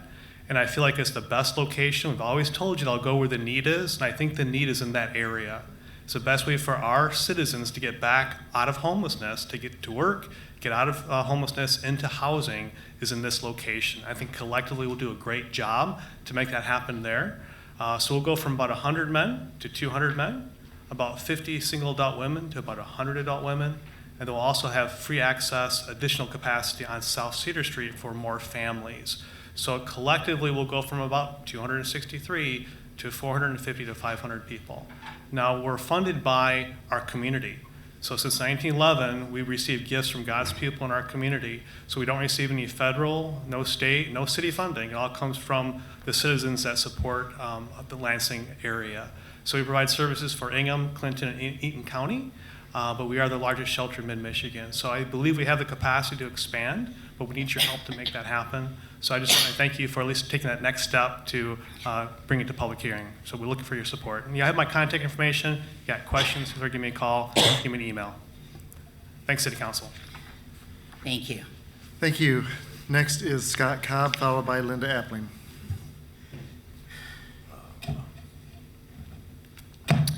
Good evening. My name's Scott Cobb, and Mayor, City Council, and all those in attendance here tonight. I address you all out of nothing but love and respect, for God's will be done here tonight and forevermore. But I am here to put you all on notice here tonight, for I hope that you do not try to stop me from spreading this message if it goes beyond the allotted 3 minutes, for you cannot stop the truth of the gospel, Jesus Christ, our Lord and Savior, to be spoken at any time. For if it be of God's will that you do try to stop me and have me arrested for misconduct or disrupting the peace, let it be done. For I will gladly be placed under arrest for his name's sake, and I will continue preaching even as I'm being taken away, awaiting trial for false accusations placed upon me. For if it be of God's will, no evil will come against me here tonight, and you will allow me to finish this speech, let it be done. For if it is God's will and evil does come against me here tonight, that he will smite down any one of you that oppose me and clear my path of all evildoers that stand in my way. For no matter the outcome, just remember his will be done, and you have no power or authority over his decision. But be forewarned, for he will lead us not into temptation, but deliver us from evil. For you may want to hold your peace here before him tonight, for I will get straight to my point and not waste your time, for the truth must be spoken here tonight. For anyone here that wishes to tempt him is not for him, but against him. For choose wisely of your decision, for the regret could last you an eternity. For the Lord God said, He that have an ear to hear, let him hear, and he that forbeareth, let him forbear. For the gospel clearly states that we are to swear no oath unto no one, for your answer shall be yea, yea, or nay, nay, for anything more cometh evil. For all of you here, you have sworn an oath unto man to hold the positions in which you are currently serving, to gain power and control over your fellow brothers and sisters, hiding behind a veil of darkness, perpetuating the evil that cometh from it. But be forewarned, your heavenly Father can see right through that veil of darkness to which you choose to hide behind, for he sees and knows of all things. For the ways of man are to oppress those that are in need of help and to hold back the resources available unto them. For every man has a deceitful heart to retain their wealth unto themselves in defiance of God's will. For even if you choose to walk away from hearing this message, be forewarned. You can run, but you can't hide, for no one can escape judgment day, which is to soon come upon us all. For a good watchman knows the season in which we are in, and must warn others of things to come. For I ask each and every one of you here today, are you going to continue hiding behind the veil of darkness, upholding your oath unto man's, perpetuating the evil that cometh from it? Or are you going to turn away from your evil ways and do that which is right of your heavenly Father? For if you fear God, you will fear man. But if you fear man, you will fear God. Sir, you are out of order. Their governor, their authority over us. Don't sin against God. They're an authority over us, and you defer to authority. They represent the Lord. They represent authority over you. They represent the Lord God. I represent my heavenly Father. Come back and finish your 3 minutes later. Don't do it, brother. You're opposing what God put in front of us. He put these people in front of us. We're under their authority. Don't make this stand. Come back and finish it next time. If you're sinning against God, you sin against authority. I'm not sinning against God. Brother, you are. They're an authority over us. And you're I deferring. follow my heavenly Father. I do not follow the Lord God Yeah, and the of word this of earth. God says defer to authority. They're an authority over us. You're not doing that. Not over You're my sinning heavenly against Father. the word of God. I'm just Not asking. over I'm giving my you a heavenly suggestion. Father. My brother, I'm asking you, suggesting, come back and finish this later. They're an authority over us. Well, just give me another 3 minutes. I'm almost No, done. you're not. You're not getting What's the another problem? 3 minutes, sir. The next speaker is Linda Appling, followed by Thank you, Mike sir. Lynn. Thank you, Mark. 2 more minutes. No, sir. They'll be here. No, No, sir. Come on. No, sir. You're gonna We're come treating against the everybody Heavenly the Father? same. We're treating everybody the same on this. It's 3 minutes. Thank you for your 3 minutes.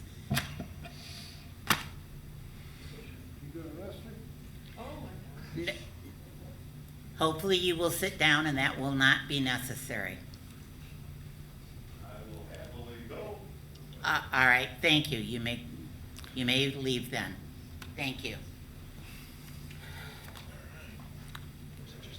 Linda Appling, and then Mike Lynn.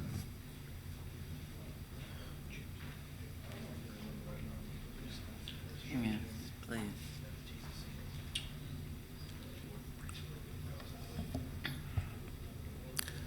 I won't be that direct. Thank you, Linda. Okay, for the record, my name is Linda Appling. I live in the city of Lansing, Eaton County. There are 2 things I wish to address tonight. First, the ethics question regarding our current mayor.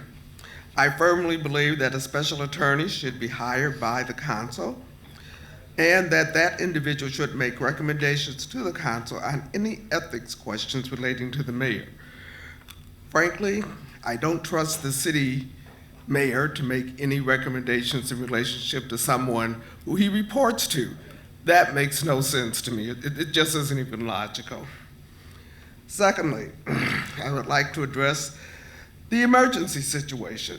And here I'm talking about someone who was the recipient of the services in terms of that emergency situation. And believe me, I'm not the only one that feels this way. Handling of the recent emergency situation in Lansing has been unsatisfactory, at least from someone who has to receive the services here. I'd like to point out that no provisions appeared to have been made for the homeless. No provisions were made for people needing assistance.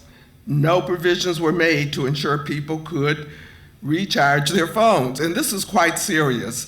I spent an enormous number of hours in my car trying to recharge my phone so I could call somebody. Yet there is no place that you have set up appropriate call centers so anybody can go in and recharge their electrical equipment. One, no provisions were made regarding fresh water in terms of that. Now, the BWL app was at best poor. No provisions existed in terms of you being able to determine any progress that could be made. If you could actually read the app in terms of that. I thought that was one of the worst apps I'd ever seen in relationship. Now, I would like to state this, that your offers of condolences to those who have paid the ultimate price, they fall on hollow ears with me. Why you do not have, the city does not have an emergency plan is beyond my comprehension. Why don't we have one? This is ridiculous. I mean, we had that big ice storm where I had to literally leave and go to North Carolina for 5 days. Here, if it had been winter, the situation would have been drastic in terms of what was happening. I hope that you will develop an emergency plan and not have this piecemeal type of information that I heard this evening come up. It makes no sense that there is no emergency plan. You don't have one and you need one. Thank you. Thank you. Thank you. Next is Mike Lynn, followed by Nick Zandy.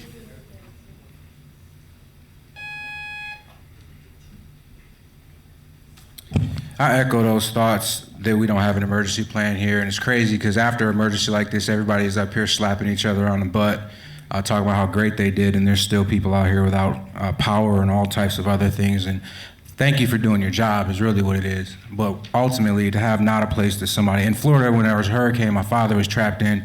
Every school, every area that could be open was open for people to come and to get a bed, warm meal, whatever they need in the bathroom. We don't have anything of the kind, and everything is reactionary. And again, Adam had to jump out on social media to get the mayor to respond or act. Just ridiculous, man. But with that being stated, and it sucks because this just happened, but the police presence in response to this room is starting to get pretty racist, in my opinion. I was in this room over the week for a public hearing. There was about 16 people in here listening to that public hearing. And at first, DK security was up here for about 5 minutes, and then somebody called the police, literally, and there was 5 police in here. It was a quiet statement. Nobody's ever showed up here and done any of this, right? So, like, I don't understand the police response. I don't understand why we have 3 police sitting back here waiting on whatever to happen, and every week nothing happens, and they could be out on the roads because everybody's talking about we don't have enough police. We don't have enough police. This was 1 o'clock in p.m., I believe it was Tuesday, and there was 5 police sitting back here for 15 people back here. And the only thing that I could come up with is that everybody in here was black. 5 police. I asked the police officer why they're here. They said, we got called here. For what? What's the call come in as? We have a disturbance. We have black people in this room. I don't know what the case is, but it's really getting annoying. But at the end of the day, administration and what the administration does. But the city of Lansing is like opening themselves up for 1,000 different lawsuits. And I know they don't care, but I think you all should. The way that they keep violating people's rights over and over again, and then they're like demanding that people, you know, the only option you have is to sue. Ultimately, it is. You can make all the complaints you want to these people. I just stopped Mark Lawrence for the 2nd time asking about what happened to my email. We are a Michigan registered media outlet that wants to get press releases. We still haven't received anything back. I'm CCing people on those emails too. So as you guys aren't replying to me, I will let you all know when I'm getting a response from those. I haven't. Aside from that, I do want to real quickly check on the two-way communication. I know that was something that got passed. Please do that. Aside from that, First Amendment violations, the mayor has repeatedly untagged himself, or Scott Bean has, from anything posted on social media he doesn't like. And the City of Lansing's Facebook page, which I've done a little research. Case law states that you guys cannot, even on social media, change what I posted or what I write.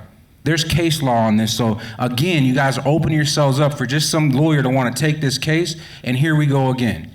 The mayor posted when he changed this stuff over that from now on, all city-related posts will be through Facebook, Andy Shore. If you want to tag me on anything city-related, whether you're excited about something or have complaints about something, you can tag me using that city's email or city's Facebook page. Thank you. But if you to put anything negative, he takes it off. Those are violations. Somebody needs to do something about it. Thank you. Thank you. Next is Nick Zandy, followed by Norma Bauer.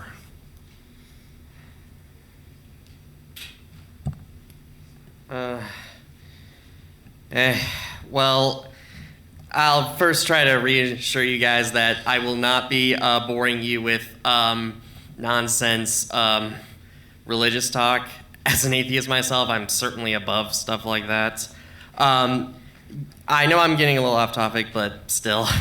Anyways, to say this about what I am going to say is this whole thing with the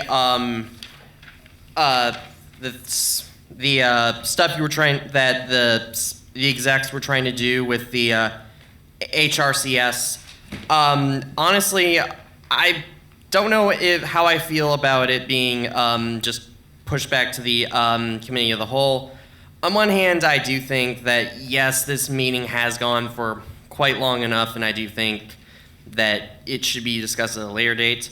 But also, I do understand why I think this should have been struck down immediately, because, I mean, to say this again with the whole conform with the city charter thing, considering that the city charter is going to be on the ballot, this is just really ill-timed, and I don't know if there was any time to strip any board of any kind of their powers in any way. This is basically just abuse of power in almost every single way, and is just a blatant power grab. And to say this again about the city charter is a living, breathing document that citizens can vote on to change for every 12 years. And even if independent of that, people can put measures on the ballot to change parts of the city charter to change the way things are. Like, let's say the organization of wards, or should we have at-large positions? Some of the things I have been pushing. Again, it's a living, breathing document that can be changed over time. And since let's say the people actually do vote on opening up the city charter and creating a commission, I'm wondering if these things are just going to become straight up irrelevant and are just going to age even worse. And that's why I support opening up the city charter. And also, in addition to that, I may also consider if this should it either fail, or since I may fear this might fail, that I'm probably considering working with you council members to get something on the ballot to get rid of the at-larges or reducing it and either increasing it to 6 wards or 2 each ward, or just 8 wards in general.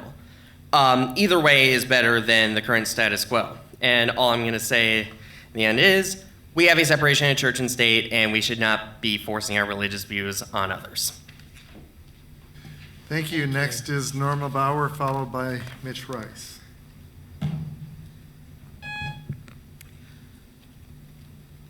Go ahead. You go ahead. We got given you 11 minutes. Okay. First, I want to say thank you to Pat Spitzley for showing up tonight, because there have been some council meetings you haven't been able to come, and the Ad Hoc Committee on Homelessness, to which you were also appointed, you have not been able to come. And I appreciated the comments that you made tonight, the questions that you asked, very valid, very important, very valuable. And it's also important for you to go to the Ad Hoc Committee on Homelessness, because you are committed to do the things that you're appointed to. And at least at the ones that I've been able to attend, they haven't had a quorum, so they couldn't approve the minutes or anything else. So you missed a lot of really important discussions, because they've been doing a good job trying to cope without a quorum and having good presentations, valuable presentations. And I also want to thank Council President Carol Wood, because you spoke from the heart and you held our mayor's feet to the fire. And we needed that to happen. Because when we don't have a city charter that has the mayor just doing ceremonial things like, ribbon cuttings and smiling and shaking hands and going around. Actually, Mayor Shore is very good at that kind of job, but there's a lot more to managing a city. And when you put a politician in charge of managing the city, you get what we got. garbage. He's been bought and sold by the economic development people, as if the people of Council Lake don't matter at all. And that's wrong. That's unethical, and it won't happen with a city manager who is sworn to an ethical code. And I personally will be grateful when our city attorney retires, because I'm not an ageist, but you do seem to be operating on some very old-fashioned rules. Then I also wish that all of you would go to the advancepeacelansing.org website. There was a wonderful presentation at the Committee of the Whole, and if you had attended it, you would have learned about all the wonderful things that they're doing under a grant through the MPHI. And they're going to have a public meeting to report on the progress of their grant. They're 10 months into an 18-month grant, and it's time that the city of Lansing knows about the wonderful work that they're doing based on evidence-based practices. And their goal is to end circulatory and retaliatory gun violence. I think we all want that. I think we all need that. So find out how they're managing to do that, at least according to the data that they've already had. And it's already on the website. You can look at it month by month. And I want to point out that I'm a member of a condo association, and we're billed taxes twice because we have to pay to our condo association, who manages all of the trash collection and all the recycling and all the tree management. And guess what? Even though we pay taxes, we don't get those services from the city of Lansing. Thank you. Thank you. Next is Mitch Rice, followed by Stan Schuck.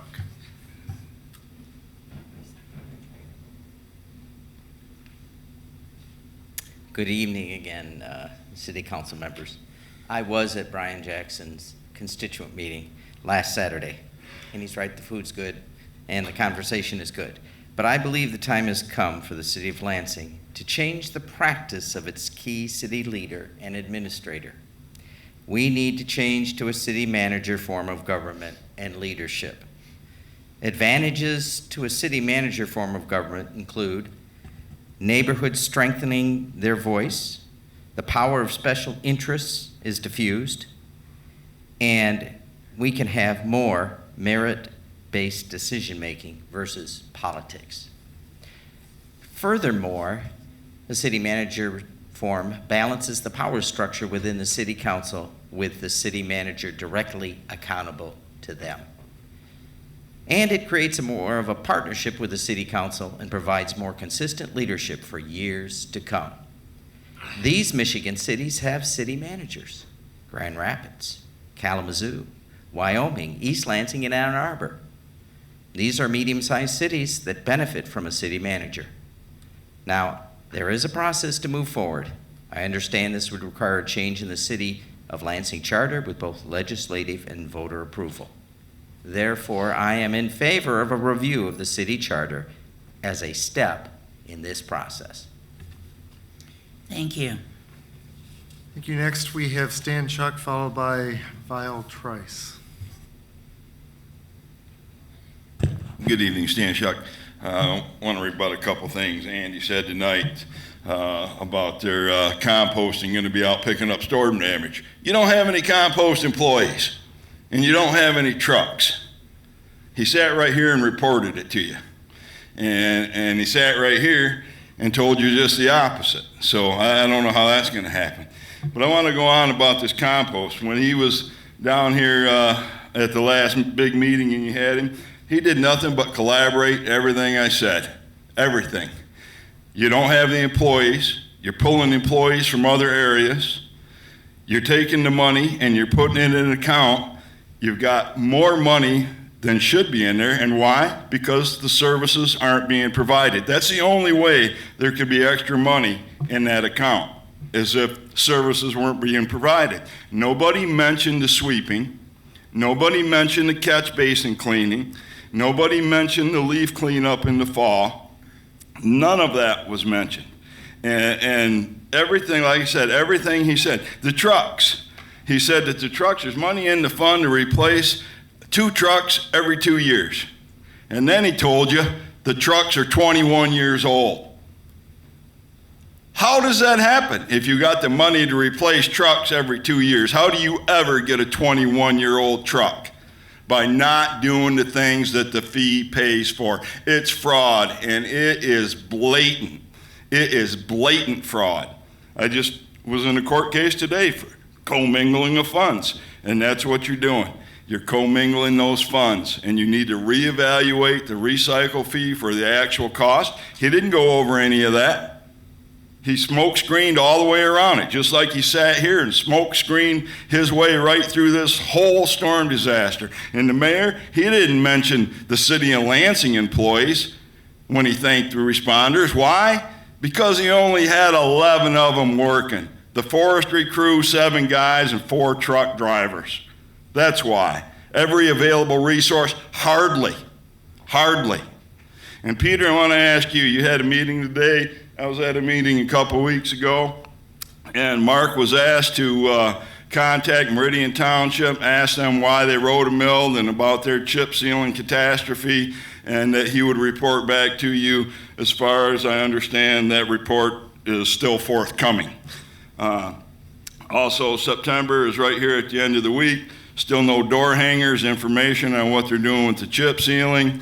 It is as bad as it's ever been. There should at least be some knowledge of what process is going to take place with the chip sealing.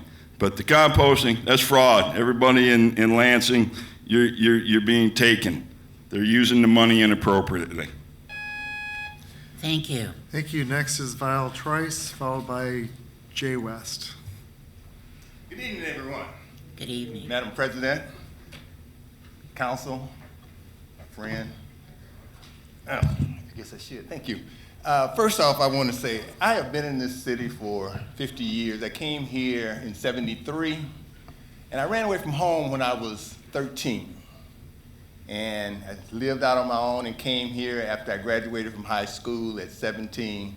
And I've been in Lansing now, like I said, for 50 years. And some of the things that I have done in this city with the help of my good friend Jean Macklin, rest her soul, I struggled as a young person, and my whole life has been about the youth. When I ran away from home, my mother couldn't tell me nothing because I was 13 and I knew everything. Came here, did a lot of things, implemented smoke-free campuses for the hospitals, Jean Macklin and I. Thirdly, I have an issue with our youth today. I was a youth. And the problem is that our youth have nowhere and nobody to turn to. I didn't have nobody to turn to when I was out here on my own. And I came to this city with no kin people, nobody. But I say this to you all tonight. I put a challenge before you for our mental health youth.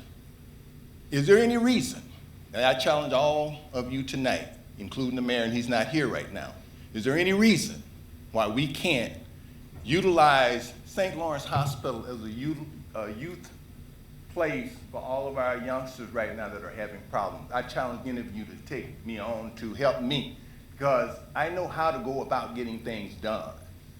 And our youth today, we're losing them. And we're losing them at a rate that we have no control.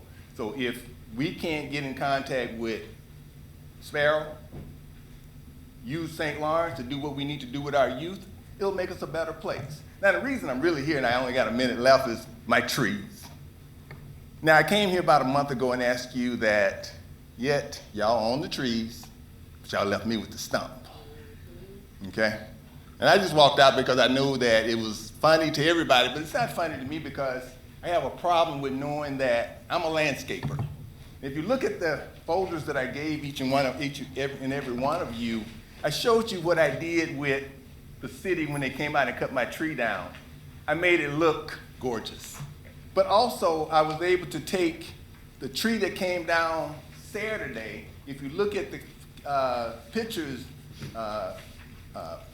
Madam Wood, and pass them around, the last 2 trees that you're looking at are the 2 that fell this year. As you can see how I decorated them. All I would encourage you all to do, we have a whole bunch of landscaping people in this city. Why not contract them to teach all of us and share how we can make our stumps look beautiful and not just leave them. Thank you. Thank you, sir. God bless. Thank you. Next is Jay West.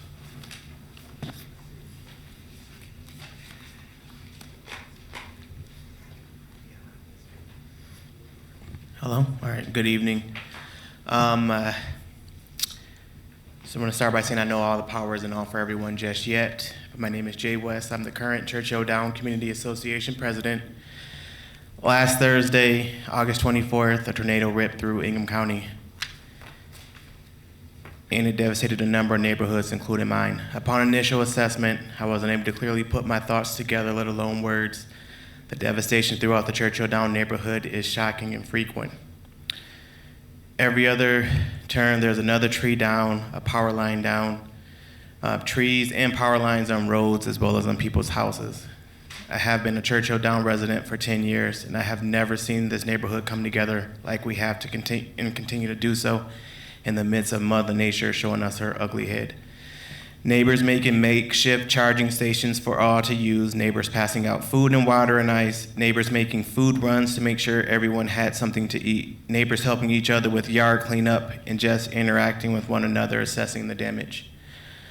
I want to publicly thank Adam Hussein, who shared multiple updates in state and communication throughout the entire weekend and continue to do so.